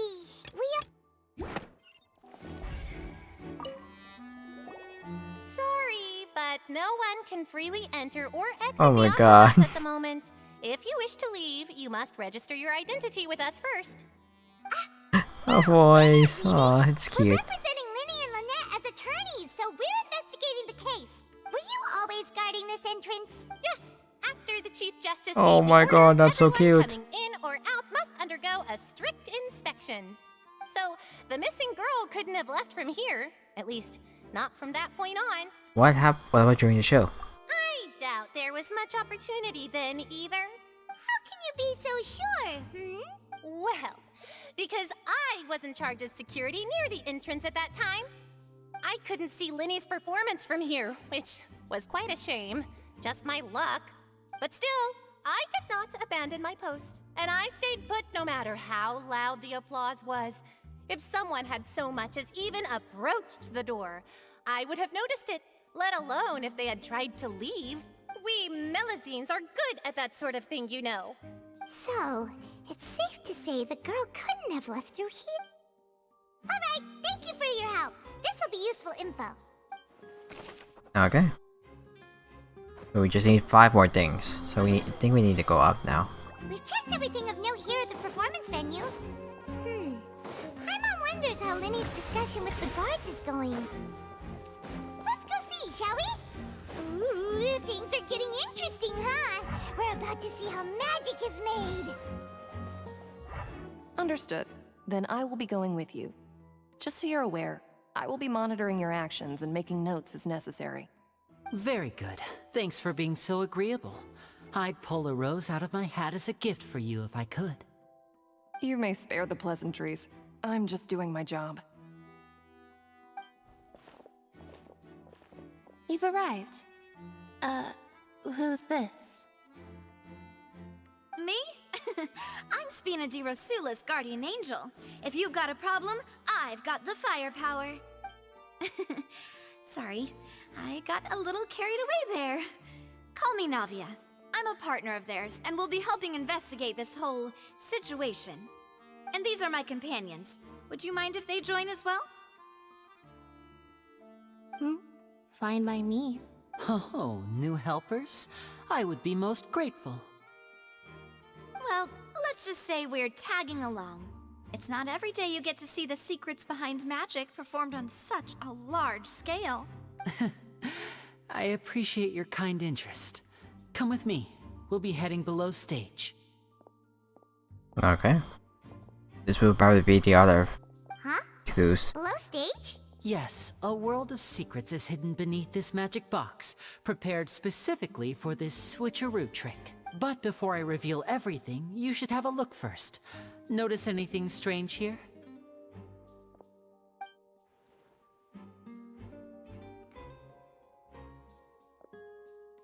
I'm not trying to be dramatic. Remembering the details of a trick will help you understand the methods used to perform it more easily. Huh. Weren't there balloons and other decorations here? Where did all that go? Ah, good eye. That said, you're still far from discovering the answer. The back of the door isn't the same. The back? You mean the inside of the door? What's different about it, Paimon? Very good indeed. I thought you might not be able to catch that, given that you were sitting in the first row. The back of this door was patterned. Those patterns are now gone, replaced by a smooth wooden board. So, if you put 2 and 2 together, what do you get? There's another box inside this one. Exactly. All right, let's go. I'll tell you how it works as we head down.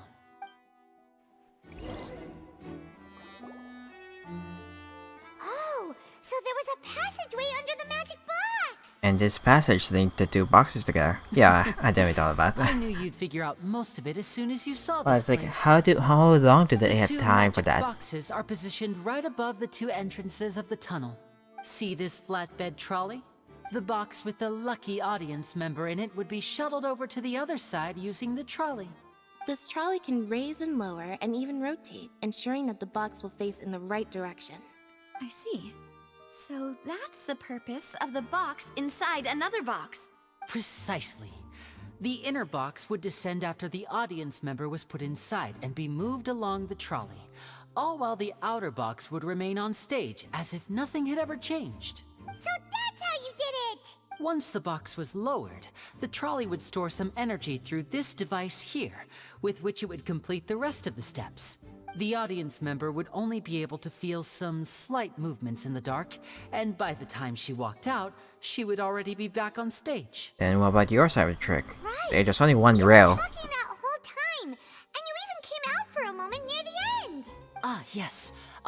phonograph operated by Lynette was used to achieve that effect. Phonograph? My assistant and I had already scripted our conversation beforehand. Oh. When the countdown began, I had already gone to the opposite box via a tunnel using that ladder. And what about Lynette? Where was she? I was in the mezzanine space in the back of the box. Oh, interesting! That's how we were able to coordinate Linny's lines with the assistant. And, by the way, I was the one who walked out of the box at the end. I mean, we are twins. All it takes is a change of clothes and no one can tell who's who. And that's my favorite part of this trick. Only Lynette and I can perform it. So that's how it all worked! Wow, every detail you revealed was more amazing than the last! I can tell a lot of thought was put into it. Lynette would briefly walk out of the box and then go back in, jumping into the tunnel and escaping before the box on the trolley could finish ascending. And then I walk out of the other box in the audience area, and the trick would be complete.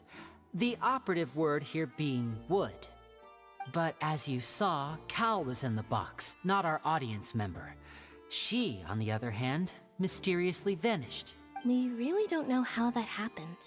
If not for that interlude, this would have been an astonishing trick. I probably never would have figured out how you pulled it off. And yet, to think that someone was able to use this magic trick to commit a crime. Could we have a look around? I think we can come up with some more leads. Yeah. This is the scene of the crime, so Linny and Lynette are not permitted to stay here. I'll escort them back up. Yes, of course. No need to be so strict now. I won't disappear into thin air, you know. Thanks, everyone. We're counting on you. A magic trick, that is. 2, 3. So we need about 2 more.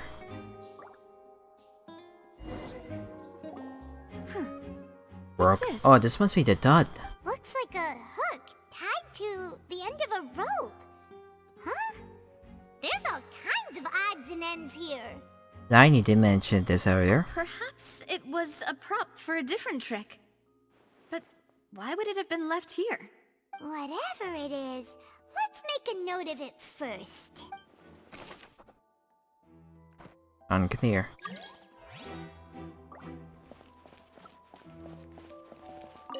Oh yeah, this is the dot one now. These are the clothes that the The lady face. chosen from the audience was wearing, right? Her clothes are here, but she's nowhere to be found. Liney did mention the guest having a wardrobe change. Right. And do you really need to do that? You even did a changing classes. Ugh, this is so confusing. Paimon doesn't want to be a detective anymore. You even had a change of glasses. The floor is wet. Please be careful not to slip. Speaking of Oh, now you're back to normal. why would there be water here? Maybe it was for trick. Oh, Paimon knows.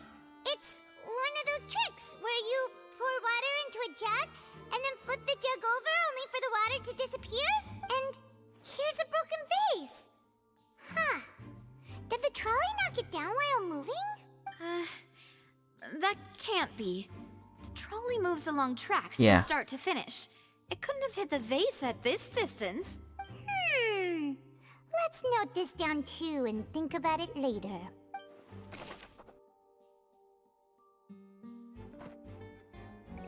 What is this place? Sycophant. It seems someone could fit through here. Huh. Could this have been the suspect's escape route? Alone, perhaps.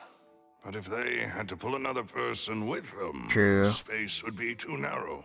But there are no other ways in or out of here. Other than those that go through the magic boxes, and Liney and Lynette were in the 2 magic boxes. Oh, you're right. Let Paimon write that down. So then we should be getting outside now? Seems we're just about done investigating down here. Yes. Let's head back up.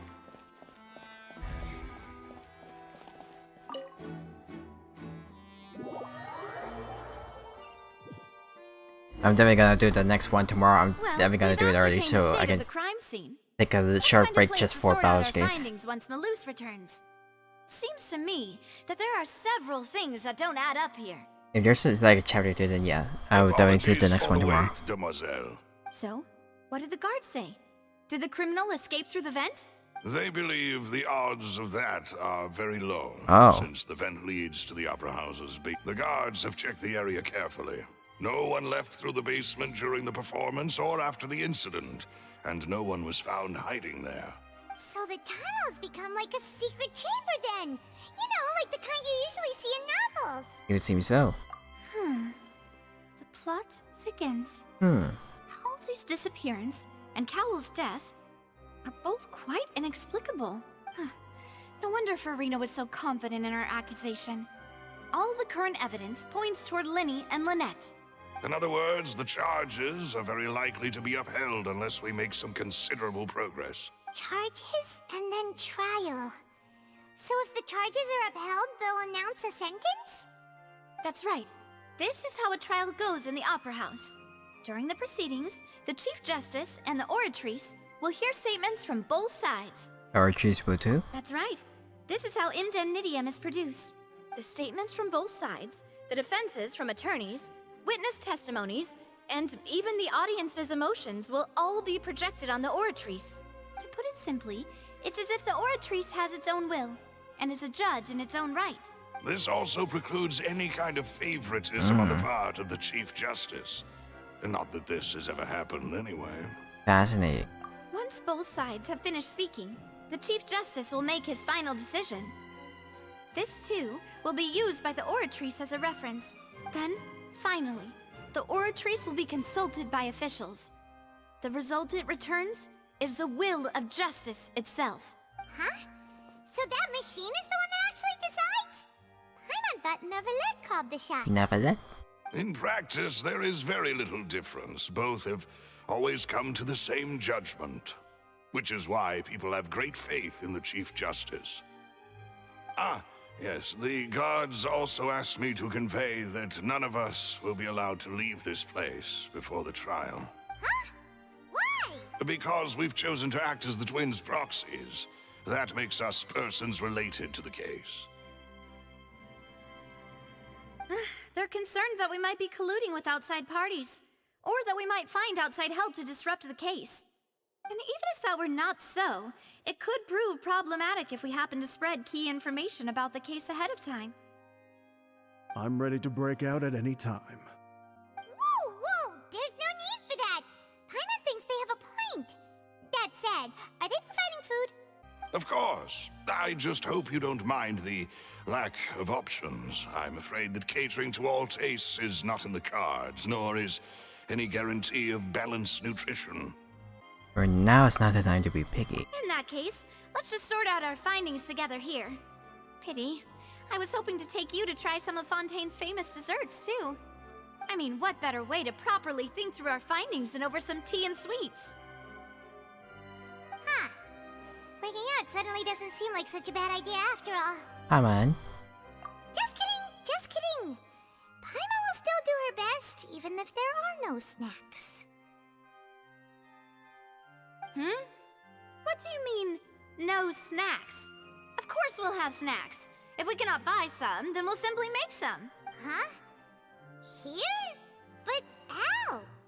Understood, Demoiselle. Everyone, please come with me.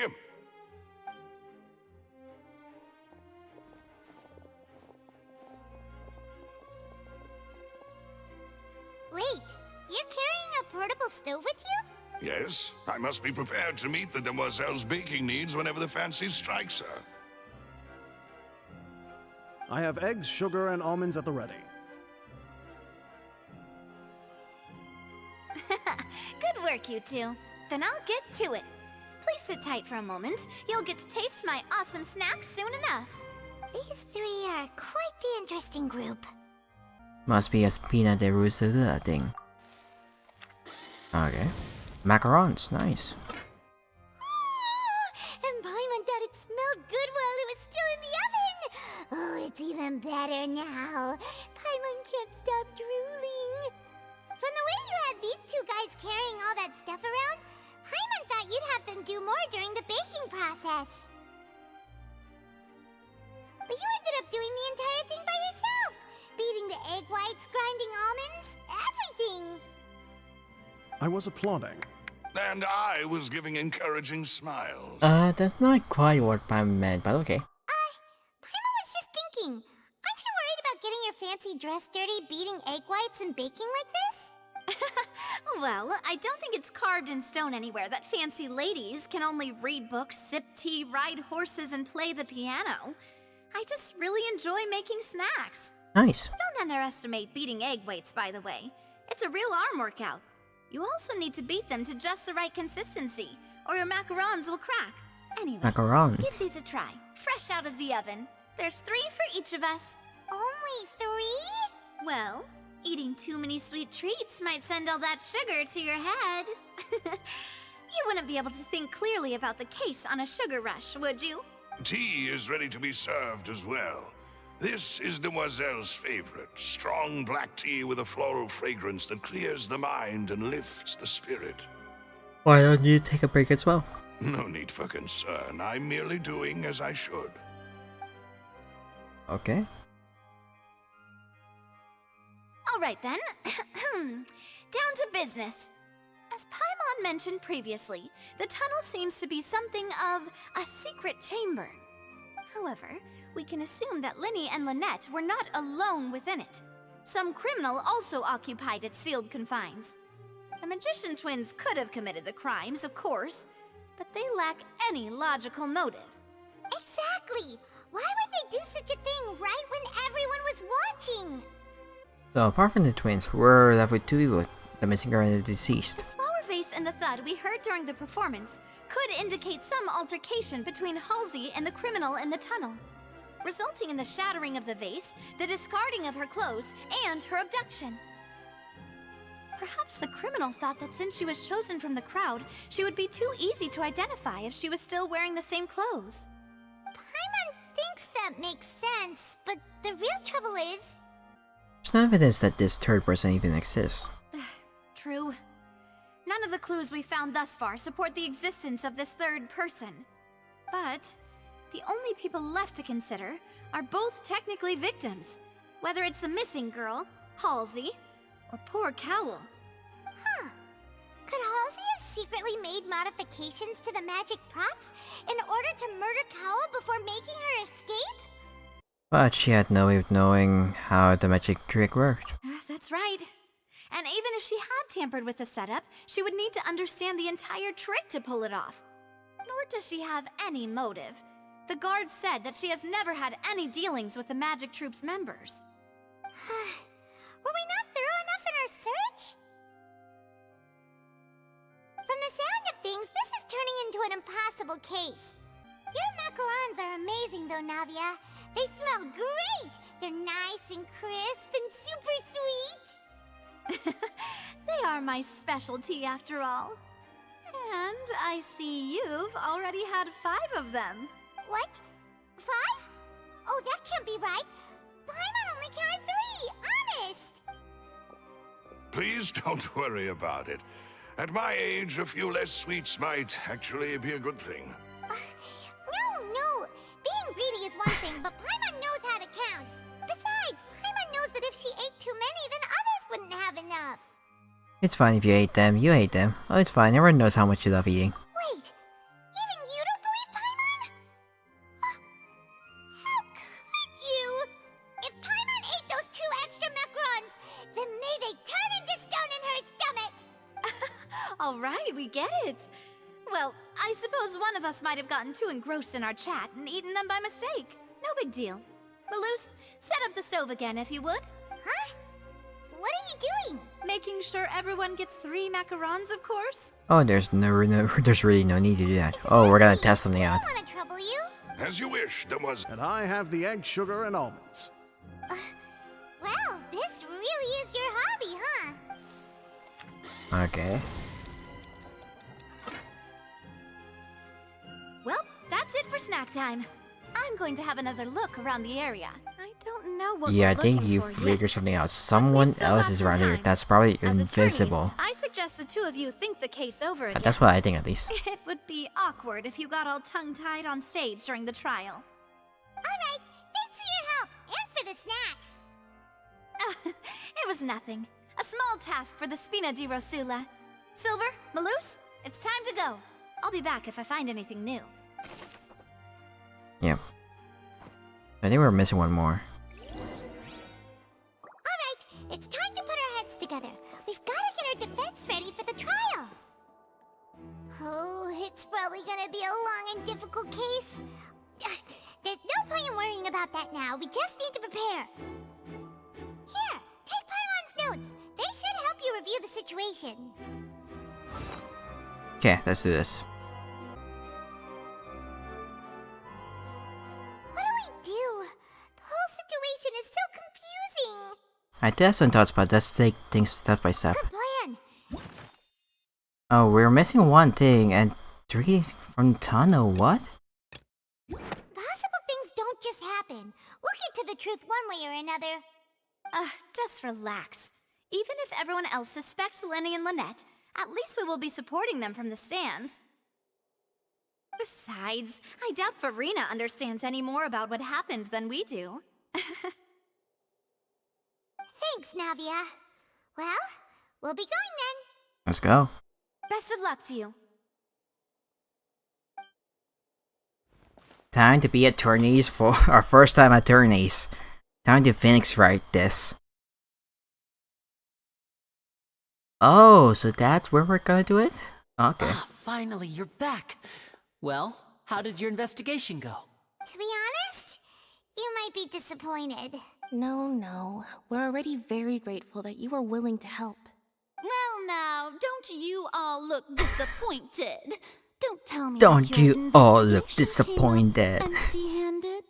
That was to be expected, of course. The guilty can never produce proof of their innocence. But don't let that stop you. I shall be terribly disappointed should you, my most anticipated foe, concede so easily. It definitely feels like you're more the... You just find people guilty, like immediately, instead of waiting for evidence, kind of thing. Just you wait. Since both parties are present, I declare that the trial regarding Let's the do magic this. show incident is now in session. And I like... Oh, there are Firstly, people already in here. order for the audience to understand the causes and results of the incident, could we please have Mr. Linney explain the trick? Okay. Yes, of course. I will explain while Lynette demonstrates on stage. All the necessary items have been prepared. Liney clearly reveals. Thank you, Mr. Linney. In that case, I take your statement to be that you ran to and remained hidden within the magic box in the audience stands once the trick began, and thus could not have committed the crime. Yes, that's correct, Your Honor. In that case, I call upon the prosecution. Lady Farina, do you wish to refute his statement in any way? Why, of course I do. Allow me to take the first shot and break this case wide open. Mr. Linney is clearly lying. If only we can remove this thing, then it'd be good. There is no way you could have been in the box the whole time if you were to abduct Halsey and murder Cowell. In fact, I'd say you were hardly in that tunnel at all. That is simply your hypothesis based on the presumption that I'm guilty. Oh, is that so? And if I may ask, what did you hear while you were inside your box? The roaring countdown of the crowd, of course. That's how I kept track of the time and built anticipation for the finale. And you didn't hear anything else at all? Nothing that might leave an impression of any kind? No, nothing. I see. But when the count reached 30 seconds or so, there was a thud. One so loud that I believe practically everyone heard it. Huh? Hey, hang on. Something's not right here. Yeah. How could he not know I'm it? sure he could have heard a noise that loud from inside the box. I was right by the box and I definitely heard the thud. Oh? What's this? Look at those scales. Could those mean... Those probably represent our Teresa's stance on the trial, so it's winning on Farina's end. Well then, ladies and gentlemen, allow me to use the words of the magician himself. You never know what can happen in the blink of an eye. Indeed, it seems his alibi can also collapse in the blink of an eye. Of course. Oh my god, you were gonna do that enough. I should have just left it. Than smash your alibi. Confidence cannot go unfounded, and my foundations are rock solid. Tell me, aren't you and Lynette actually from the House of the Hearth? The House of the Hearth? They're Fatui? Oh, that's interesting. No wonder they did something like this. So the serial disappearances were the Fatui's doing. Now it all makes sense. I've got a feeling that what happened on stage probably wasn't just an accident. Oh? What's that? That's irrelevant. Our identities have nothing to do with what happened. Indeed. Then perhaps you could tell us everything that happened during that 1 minute. Your first priority is to prove yourself innocent after all. I'm sure there is little that needs to be kept secret now. Unless your script already has holes in it. The Outlander is speechless. Oh my god. Flabbergasted. Now comes the infighting and discord, I suppose. This was almost Oh my god.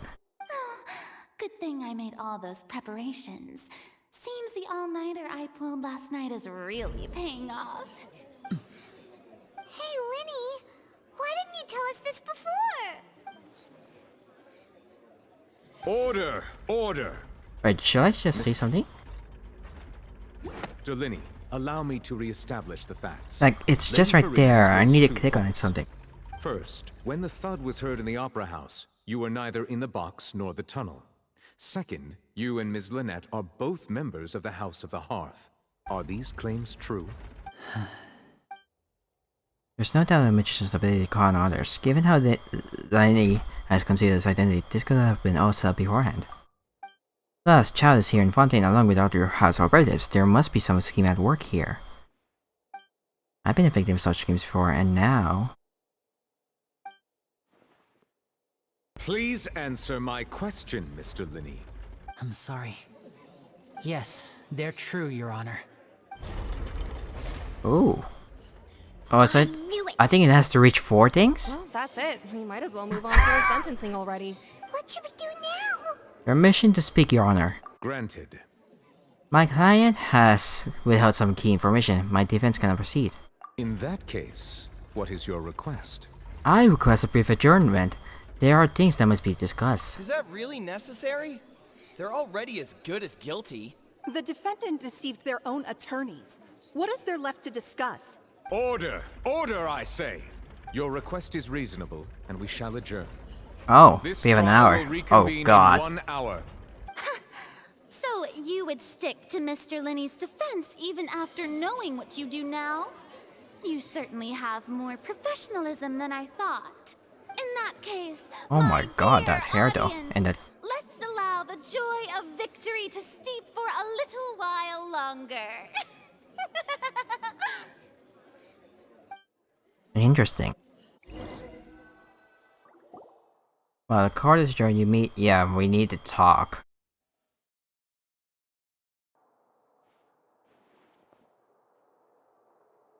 Well, this is awkward. I didn't think the Hydro Archon would dig all that up. I'm sorry, Traveler and Paimon. Yeah, sorry. Paimon doesn't know where to start.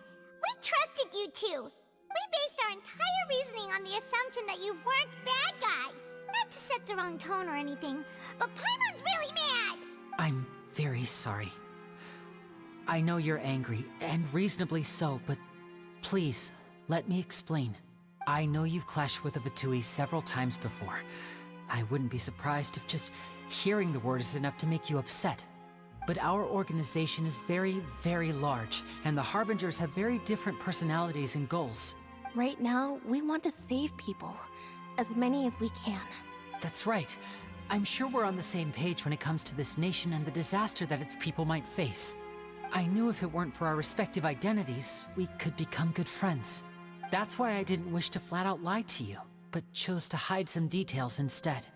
The truth is very important, but being completely transparent about everything would see us spending more effort than we need to.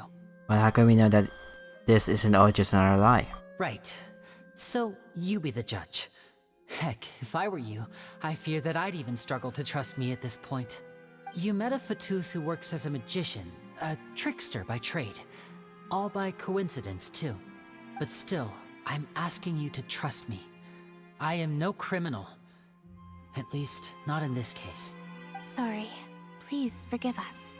Well, you both say that, but... Explain the other issue first. Where did you actually go while the trick was being performed? Right. Let's hear your answer first, and no lies now. Of course. I'll answer any question you ask. We've been trying to find out how the Oratrice operates. We want to know why it has a consciousness. Oh. Why can it deliver sentences accurately? During our investigations, we learned that the machine's core is beneath it. From that moment on, Lynette and I have been designing this box swap trick, with the objective of getting close to the core. Is that why you needed a whole minute? That's right. In truth, the audience would take about 75 seconds to count down from 60, while I would only need 15 to get to the opposite box. So, after jumping into the tunnel, I accessed the Opera House basement via the vent, and went to investigate the room in which the core is stored. That air vent was created during the construction of the tunnel specifically to execute this step. And what did you find? Well, nothing. As soon as I reached that room and was about to investigate, I heard someone's voice. Which should have been impossible, of course. I was quite certain that I was the only one in the room. So that's why you didn't hear the thud. That voice seemed to recognize me and tried to speak to me. I chose to err on the side of caution and retreated the way I came. On the way back, I saw the broken vase and so that's why you around didn't hear the thud. But the It was already countdown done. Almost finished, so there wasn't time to give it any thought. After that, the homicide occurred just as you saw.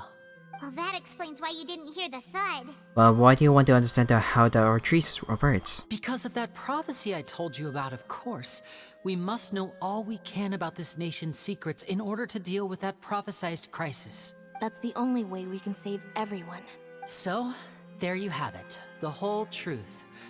I swear, I didn't hide anything from you this time. It was never my wish to proceed under this cloud of mistrust either. But like I said earlier, you can be the judge.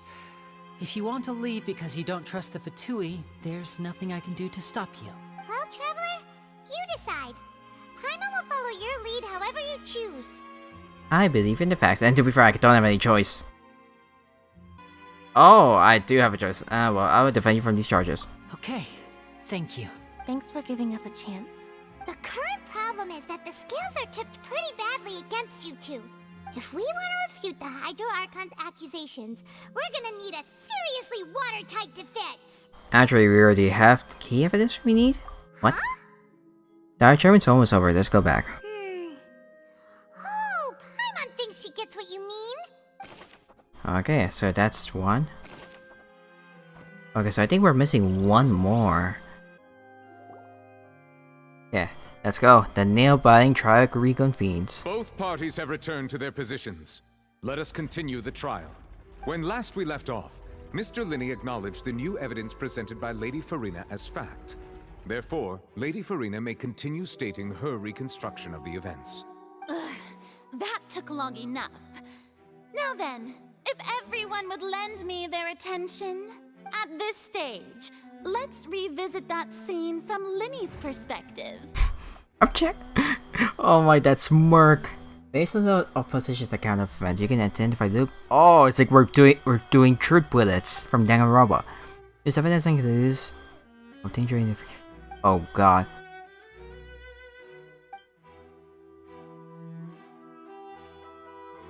And I feel the truth. Okay, let's go. As the countdown began, he entered the tunnel. When the flatbed trolley passed, he opened the box and got into an altercation with Halsey, which caused the loud thud. He did not realize that this sound could be heard by everyone in the opera house, which is why he claimed earlier that he could not hear the sound. Finally, he used the vase to knock her out, before making The her vase. change clothes to prevent others from I like to say recognizing fast her. instead of face. At this time, Cowell arrived in the tunnel, having heard that strange noise, and caught Linney red-handed. So Linny proceeded to knock him out too before stuffing him into that box. Afterward, Linny passed the unconscious Halsey to That sounds like a bullet. the magic A true box bullet the audience locking in. stands, before operating the devices such that Cowl's death would be ruled an accident. Okay. And there you have it. That's the truth behind what happened. Does the defendant's side have any objections to Lady Farina's description of... The key to refuting Lady Oh. Farina is the order of events. What Linny experienced and what he saw. Yep, let's go.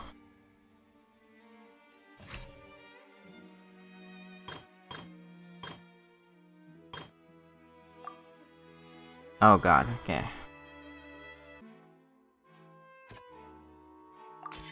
According to Linny, Yeah. he left via the vent after entering the tunnel. He couldn't have had that altercation with Halsey. Yeah, he could. Yeah, so this one, it must be this one, right? Oh god. Linny went to the room that contains the Oratrice's core. This is the actual truth. So then this one. All he saw was a dress. Linny did not take part in the underground altercation. He only witnessed traces of the aftermath. Attention! Ace Detective Paimon has something to say! Let's go. When the countdown started, Linny did indeed go into the tunnel. But he immediately used a vent to access the Opera House basement, which is where the underground core of the Oratrice is stored. Once he reached that area, he heard a voice in what should have been an empty room. Ooh. Since he felt something was amiss, he returned immediately. The crime scene had already developed by the time he reached the tunnel again, and in order to complete the magic trick, he did not remain there for any length of time. Finally, he reached the surface, and that was when the accident happened from his point of view. Therefore, he's innocent. Oh, nice. We're on even ground now. Nice. Let's go. Paimon did it! Paimon actually managed Oh, to God. solve that! Wasn't it awesome? That's cute. In other words, you believe that he knew nothing of the incident? That's right! Moreover, I believe my opposition's reasoning is flawed. My reasoning? The onstage you committed was clearly tampered with in a premeditated fashion. However, you say that Kao bumped into Liney by chance. If that's the case, then if Cowell hadn't entered the tunnel, who was the entire setup meant to kill? Assuming that what you say is true, Linny only needed to kidnap the young girl to cause a new disappearance case. What would the point of killing someone on stage be? Oh, they have a point. That's right, you tell them! And that's why they're partners of mine. They've managed to turn things around. Oh, well, your denial is very strident, I'll give you that. But what proof do you have to back your claims? Do you happen to remember how you refuted Liney's alibi initially? Of course I do. If he had been in the magic box the whole time, how could he have not heard that sound? Why do you ask? You're saying that he wasn't. Your claim has not become my weapon. Your claim has also become a critical clue. Oh god. Oh god. Are you sure we don't need to give this more thought? Okay. Are you sure we don't need to give... I messed up. Strange sound. That's right! Linny wasn't in the box. Oh god, imagine that happened in a real trial. That's why he didn't hear anything strange during the performance. This means that when the crime happened, Linny had already entered the basement via the vent. The same clue you used to disprove his alibi has now become the best proof! How do you like that? Well played. To think you'd use such logic. Well then, if it wasn't Linny who committed the crimes, then who was it? Now that we don't know. The murderer was... Like the girl I didn't... Okay.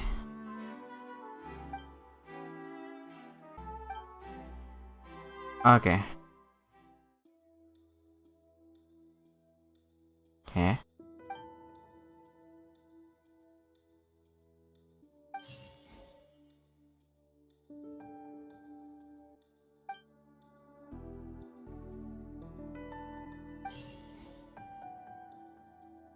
Close belonging to Halsey that you found, the reasons are unknown. Who was the only person who could have committed this crime? Could there have been a third person involved? Is that really a possibility?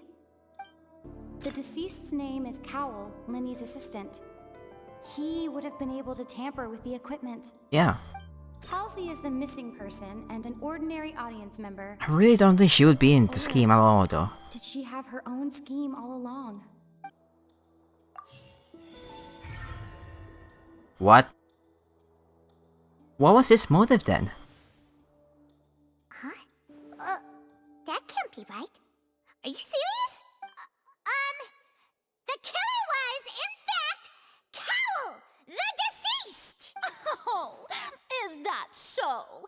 Is that so? Oh my god, I can hear the attitude so well. Reasoning then. What I must do next is recreate the truth. Oh. What Cowell did, and how he went from would-be perpetrator to victim. It's a good thing we can hear her voice now. We don't hear her voice too much. It would have been tough for both people to fit into that vent. They would likely have bumped into Linny as well.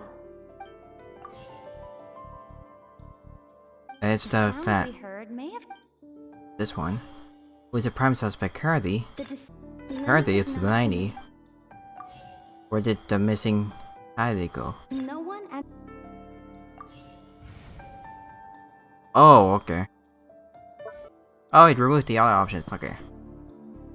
Oh, he wasn't there. In the tunnel. Who was our prime suspect currently? The deceased's name is Cal. Then where did the missing Heidi go? It would have been tough for both people to fit. Would it be this one?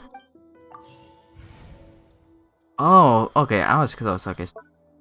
Halsey's clothing. Okay, so it's just giving me it now. What?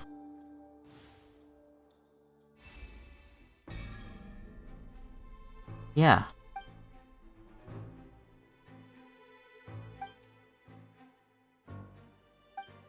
Lightning was not in the tunnel for 1 minute. This would have given him... Yeah. According to the guard's terms, no one entered or left.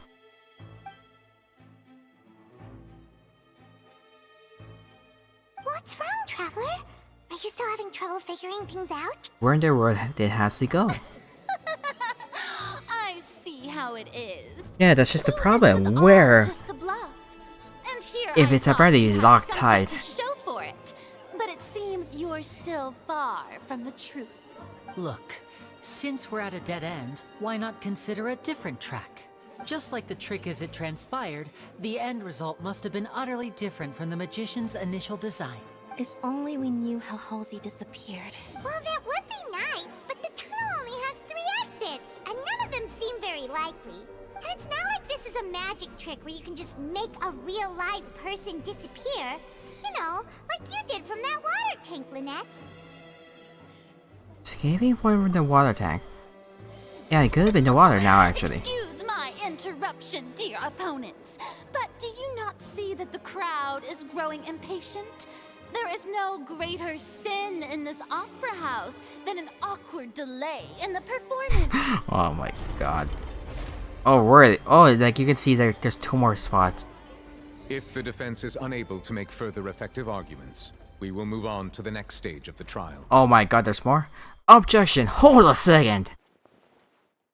Linny was not in the tunnel at that moment, which gave our criminal ample time. The sound we heard may have come from a clash between the missing Halsey and the criminal. The deceased's name is Cowell, Linny's assistant. He would have been able to tamper with the equipment. The vase was not broken by chance. It was used to cover important evidence. This is the one. The water. What? Paimon gets it! It all comes together if Halsey disappeared instead of being kidnapped. Lynette escaped from the water tank, vanishing gradually and leaving only clothes behind. If there's a similar method where a person could be transformed into water... Oh, just a moment, please. I do hope you know how preposterous you sound at the moment. How could a person ever be transformed into water? This is reality we're talking about here, not some magic trick. I request that we examine Kawa's personal effects. Must we really? I should think that of anyone. Your friend Linny already knows this truth very well. Magic tricks are ultimately just illusions and misdirection. But Halsey's disappearance is very real. We're talking about two completely different things. Even so, I trust the Traveler's judgment.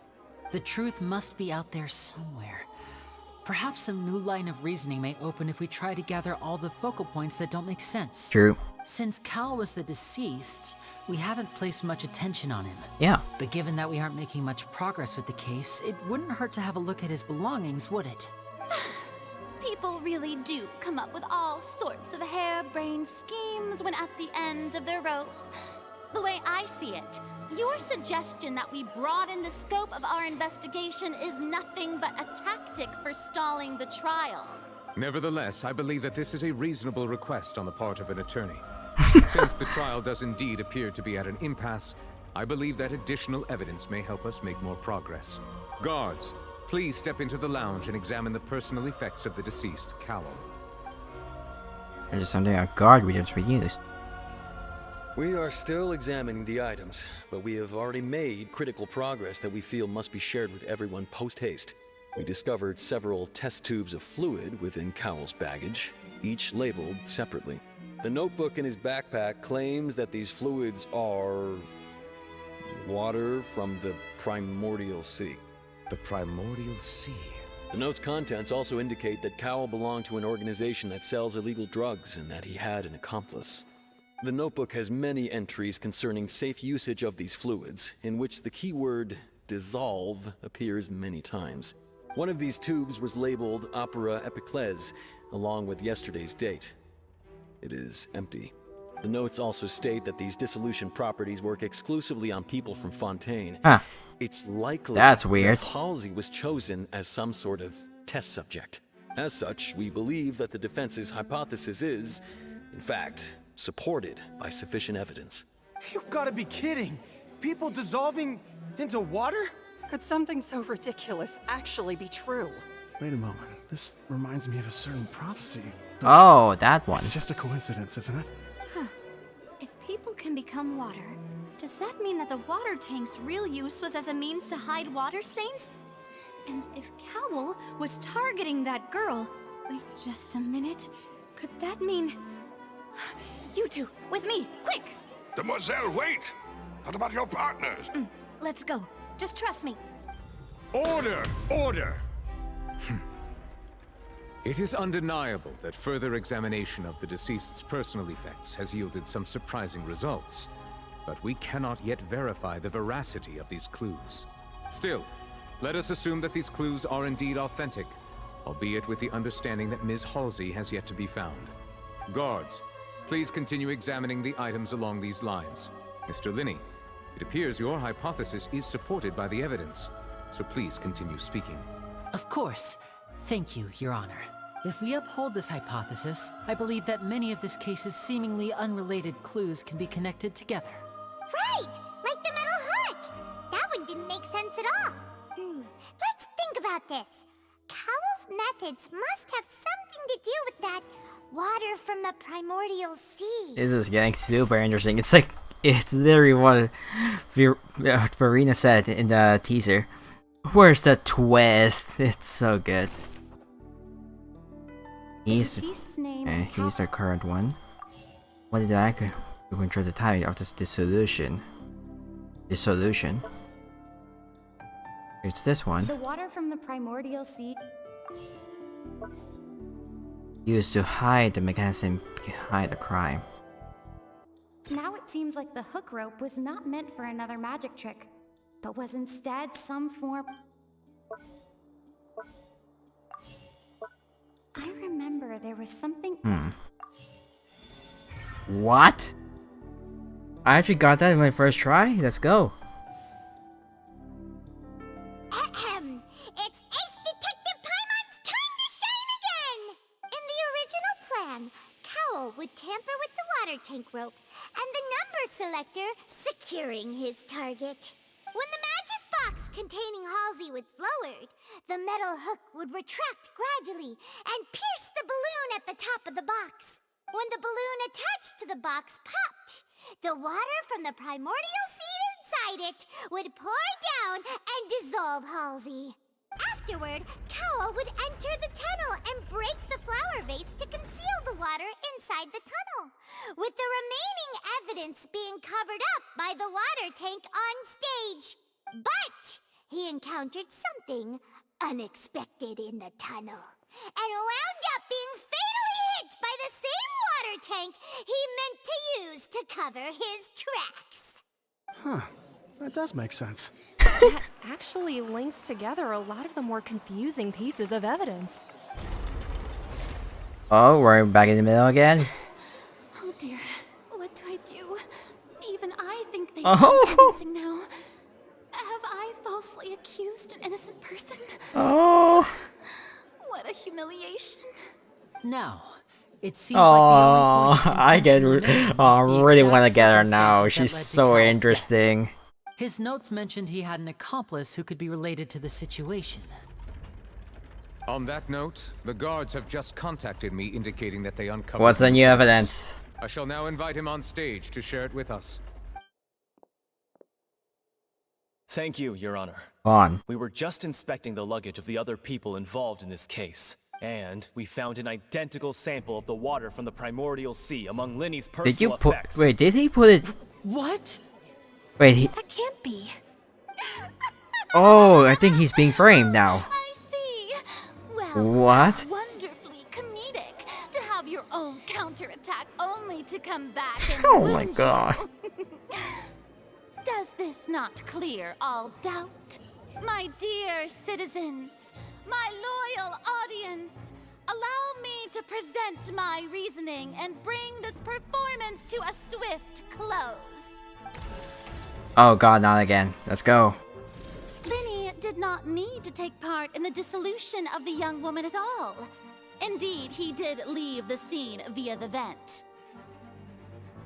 I really wish I could just press spacebar. I need to click on this one. Having made modifications to the props beforehand, his accomplice Cowl then caused Halsey to vanish using the water from the primordial sea. But upon his return, in cruel avarice, Linny desired sole credit and prepared to do away with his partner in crime. Ultimately, he knocked Cowl out, and the tool meant to cover the crime up also became a murder weapon. Now, as much as I regret having come to such a viciously straightforward conclusion, it does seem that the famed Fatui is quite the cold-blooded and ruthless organization. Am I right, Mr. Linny? I think we're just trying to fix the ones in the middle. Because everything else is fine. Evidence we collected. Oh. There's no way for us to make a rebuttal here. Is this the end of the road? Oh god. Oh my god. Paimon can't think of anything either. It doesn't look like there's any way around this. Seems using the water as new evidence was too good a move. Why did this have to happen now? I think we've all seen enough now, and we have ample witnesses to my flawless reasoning. I believe this is indeed the finale. One more? Now then, my good, noble Chief Justice, should we not, in your view, move... Excuse me, everyone, but I must interject. Miss, I must ask you not to shout, and to respect the ongoing legal proceedings. Oh, come on. Don't be hasty. I have a good reason for interrupting, you know. Now, would anyone here like to take a little break from all this debate and see a little magic? I'll show you an amazing trick. One that can bring a young woman who has disappeared back in the flesh, right before your very eyes. Oh? Please, do the honors, Mr. Linney, if you would be so kind. What in the world is she saying? No offense, miss, but miracles like that are beyond my scope as a magician. Come on now, don't be silly. Magic is all about misdirection, isn't it? It often conceals the truth while presenting a fascinating illusion. But once everyone believes the illusion, can't magic reveal the truth to them once again? And wouldn't such a trick be the most marvelous finale to today's performance? Come on, Lenny and Lynette, give it another go. Don't worry, Spina di Rosula has made the necessary arrangements on your behalf. But as the magic makers and stars of the show, I think I should leave the final performance to you. I understand.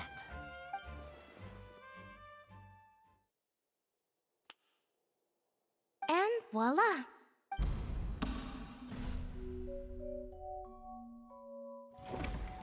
Huh? Sorry for the interruption. Wait, isn't that Halsey? So the whole thing about people dissolving wasn't true after all? To be clear, I'm only here because this person told me that if I testified, the merit of doing so would lessen my sentence. I was hiding outside this room listening to the proceedings because I was afraid that I would be the one put on trial. I was just feeling happy that no one had noticed me, and then before I knew it, she caught me. That'll teach you to underestimate us three. Where should I begin? What I'm the sorry. hell? Why? I'm the one who killed Cowell. I admit it. What?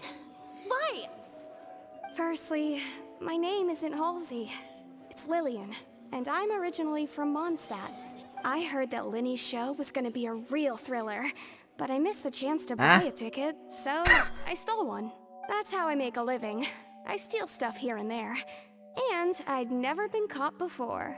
But I was noticed at the harbor a few days ago, and I barely got away. Linny Oh, you were that girl before? Hey, no wonder you look familiar. So you were the thief. Liddy even mentioned that you were pretty skilled. Well, and I thought that would have been the end of it, but then the number selector chose me. He even mentioned the Fortress of Meripede. That's a prison, isn't it? So you can imagine how shocked I was. I thought he was onto me for sure. So I played along with the show while looking for an opening to flee. But then I got water poured on me for no reason, and then someone jumped into the tunnel to nab me. I wasn't going to take that lying down, so I knocked him out and stuffed him into the box. Oh! There was nowhere to run from there, though, so I had to change my clothes and hide in a box containing performance costumes. I slipped out after the first guard arrived at the scene and continued hiding inside the opera house. Can a person even hide in there? If they were a practiced hand at concealment, probably. A professional thief could make it work. But I swear, I didn't know that the water tank would fall down. Really, I swear it. Had I known that, I wouldn't have put him in the magic box. I may be a thief, but I'm no killer. Yeah, we got morality here. That makes everything pretty clear now, doesn't it? Yeah, now it's time to review the Hydra Archon's previous reasoning. This time, we need to tell the entire story from Lillian's perspective. Let's go. It's our turn. We'll make the comeback this time. Okay.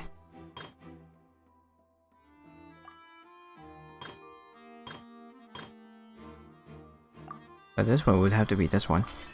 The flower vase was not broken to cover anything up, but was smashed during the struggle between Lillian and Cowell. Yeah. Then this one. And what did Halsey do? She stripped off and chose on our clothes. Lillian was afraid that she would be recognized if she left, so she changed clothes and hid, biding her time. Just what one might expect of an experienced thief.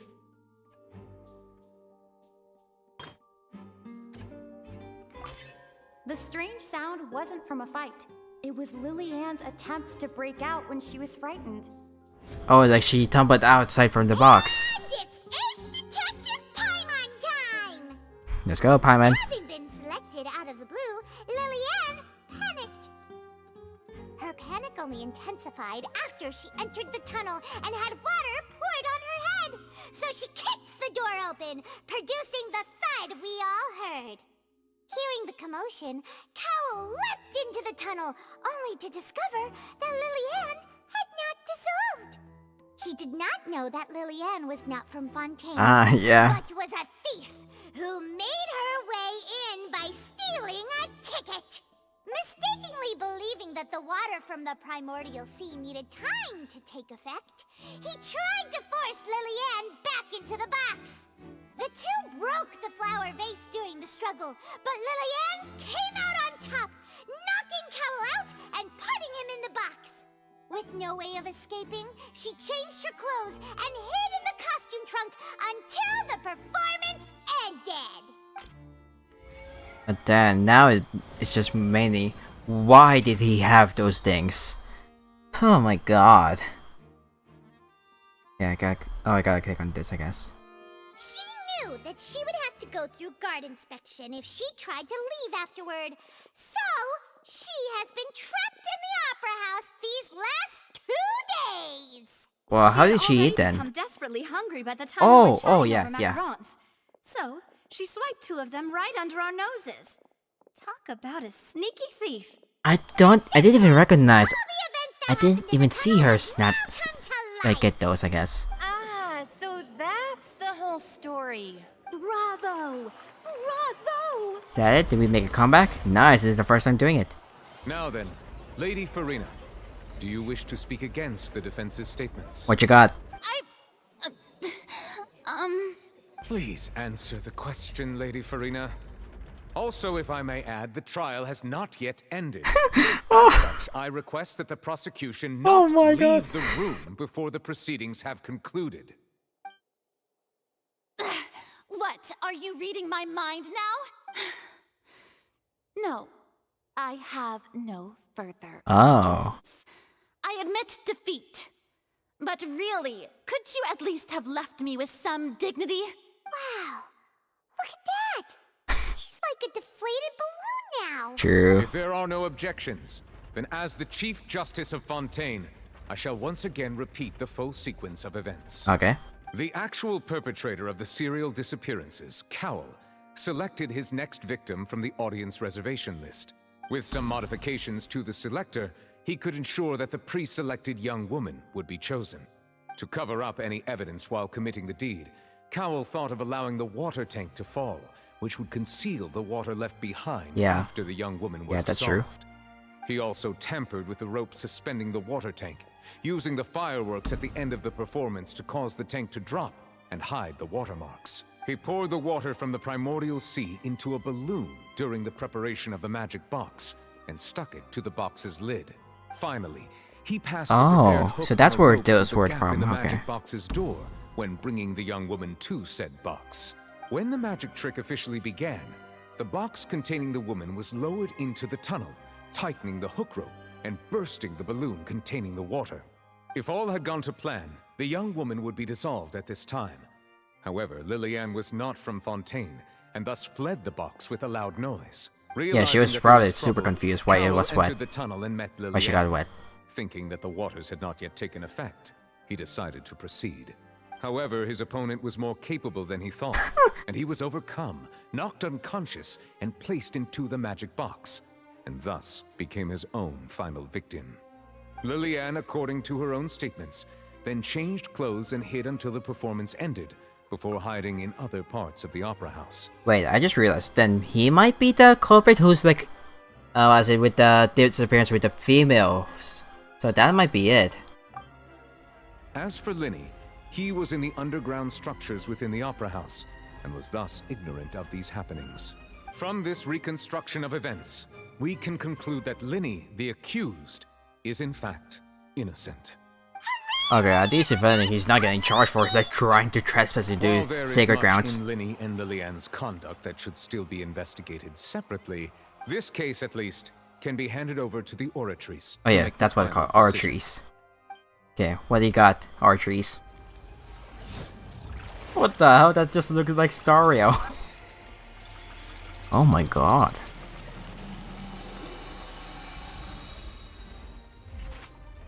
Ooh, that's cool. As such, Linny and Lynette are officially declared not guilty. Let's go!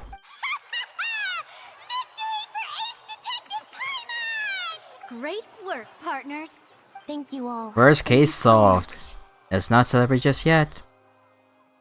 Next, I think we deserve an explanation, Guard Vaughn. How did you find the water from the primordial sea in Linny's baggage? Right! Your discovery caused me to make a serious mistake, you know.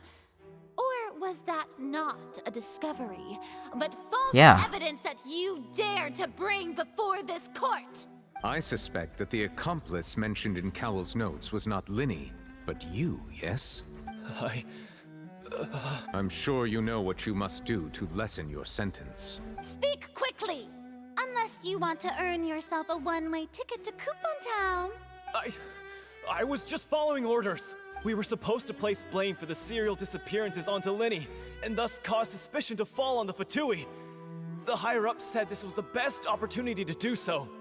And now that your plan has fallen through, and the secrets of the water have been revealed, you have become a liability to said higher-ups, yes? Therefore, you would be wise to tell everything you know, and seek the protection of the guards. Yes, I'll tell you everything I know. Our boss discovered that the water can cause people to dissolve. It can also be made into a potion, which when extremely diluted, can cause people to experience unforgettable exhilaration. So it's like a high. We've been in this business for a while now, and have made decent mora off it. The disappearances were also the boss's idea. I mean, who this is the boss? We're talking about the... Oh god. He turned into water. And now he can no longer talk. Such ruthlessness. I shouldn't have expected any less of them. An outrageous act. All present, please submit to inspection immediately.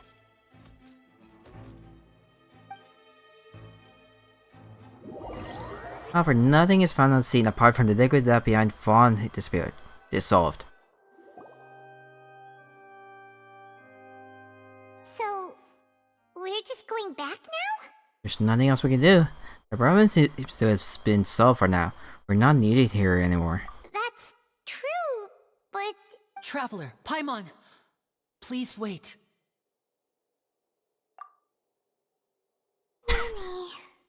I know you may not want to speak to me right now. Maybe you don't even want to look at me. But still, let me thank you again for defending me to the end. Even after you learned that I'm a member of the Fatui. I just didn't wish to see anyone be falsely accused. I guess. But regardless, I'd like the opportunity to set things straight. I didn't approach you with any ulterior motives or ill intent. I've spoken to you as myself, just plain Linny this entire time. As for why I'm a Fatus, it's because the goals of the House of the Hearth align with those of an orphan like me. That's all. That was how Father, who you might know as the Knave, approached recruiting us back then too. The Knave? The one who controls the House of the Hearth? She's your father? That's right. And since we're here, I was wondering, would you mind hearing a story? It's about my past. Back when our parents first died, Lynette and I were left wandering the streets. To survive, I took to surreptitiously observing an older street performer who did magic. It took me several days to figure out how he pulled off his amazing tricks. I took my sister through several streets until we found a crowded corner, and we began to perform magic tricks there. To my surprise, we proved to be pretty popular, and we could at least stop worrying about where our next meal would come from for a time. But I didn't want my sister to remain a street rat together with me forever. Before long, an aristocrat came to me and claimed that he wished to take us in after watching my performances. So you went from orphans to nobility just like that? Curious. That was how we felt at first, too. As if fate was on our side and we could say goodbye to those painful days. But I gradually discovered that while we were called foster children, he was really after my talent for magic tricks. He would constantly take me to all sorts of banquets to garner attention, which he would then use to expand his social circles. Exploitation. That doesn't seem too bad either. Better than roaming the streets at any rate. It took a while for me to realize just how dark his heart really was. After one particular performance at a banquet, I discovered that Lynette was not on the same return vehicle as me. I waited a long time after we returned home, but she did not come back. I went to that noble's bedroom and asked him about her whereabouts. The answer he gave me was, she caught the eye of the most eminent person at the banquet, so I sent her over as a gift. I mean, you'll be able to perform your magic regardless of who your assistant is, yes? Oh god. Oh my god. No. This is... Oh god. Especially was it. They still seem to be young. That is horrible, actually. Oh no. So he was gonna... Yeah.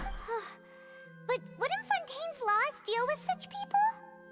As far as outsiders are concerned, this is a relationship akin to adoption or foster care, and they have their ways of escaping the eye of the law. Villains. So what happened after that? I managed to ferret out the location of the mansion of that so-called eminent person, and hurried through the night. But by the time I leaped over the walls, avoided the guards, and made my way in, all I saw was the moonlit ground covered in blood. Oh. And the knave standing there in the darkness. So, she'd already taken care of that guy. That's right.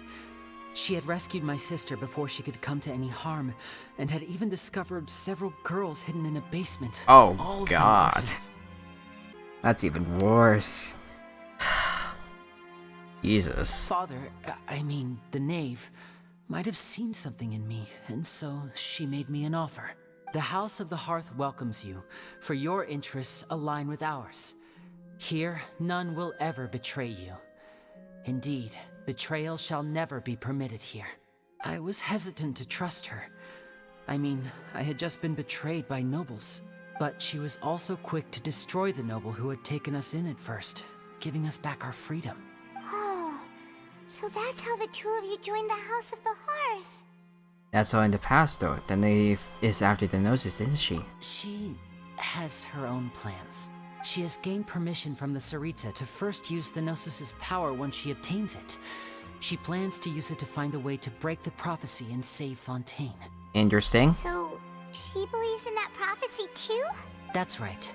The whole House of the Hearth is currently working to combat that crisis. Today's case has also proven that people from Fontaine can indeed dissolve into some sort of water, thus further supporting the prophecy. All of us house members here, Lady Arlecchino herself included, are from Fontaine. We won't give up on defending our homeland. To us orphans, the only connection we have left to this world, apart from our family, is our homeland. So, from small deeds like distributing magic pockets to huge schemes like stealing a Gnosis, everything is aimed at dealing with that prophecy. I'm sorry, but I still can't completely trust you. I understand. The only thing I can do is relate all this to you. I just hope you can understand that even as a member of the House, I have never stopped making my own decisions, and that I believe what I'm doing is right. If you should need anything at all in the future, feel free to find me. I will do my best to help you, as plain Linny. I understand. Goodbye. Bye, Linny! Aww. And they're gone.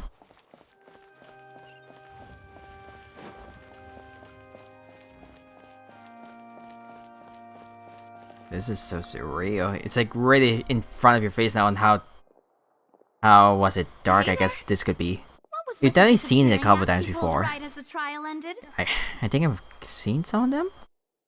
Were you looking for us, Navia? Well, this whole thing isn't exactly over, is it? I do feel that we're getting closer to solving the serial disappearances case, though. Don't you think so too? Well, I'm sorry, Navia. Huh? What's wrong, my dear partner?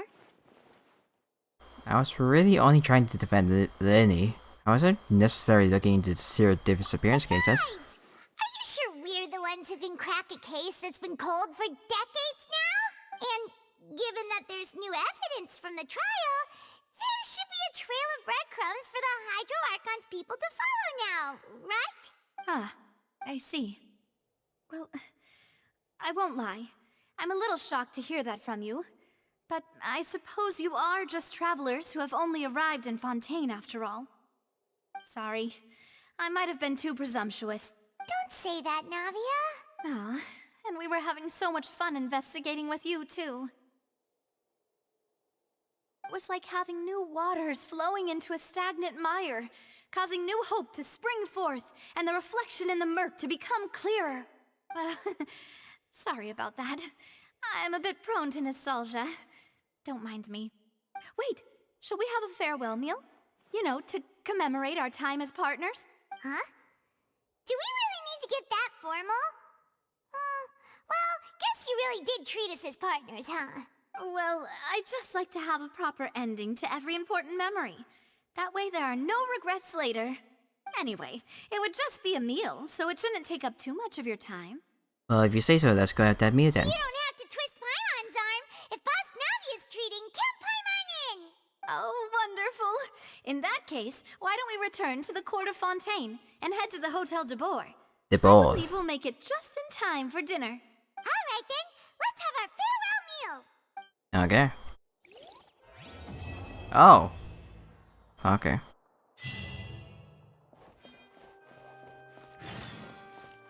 But yeah, if anything, we can definitely call that an ending, because I do want to sleep soon, and it's like 3 o'clock now. So, I'll see you on the next one. We'll do the next story next time. I am streaming on Twitch now. You can see it in my link in the description. That's where I've been most of the time now, since I'm not really uploading currently most of the time. But I'll definitely go back to uploading soon. So yeah, see you next time, and I hope that you have a nice day.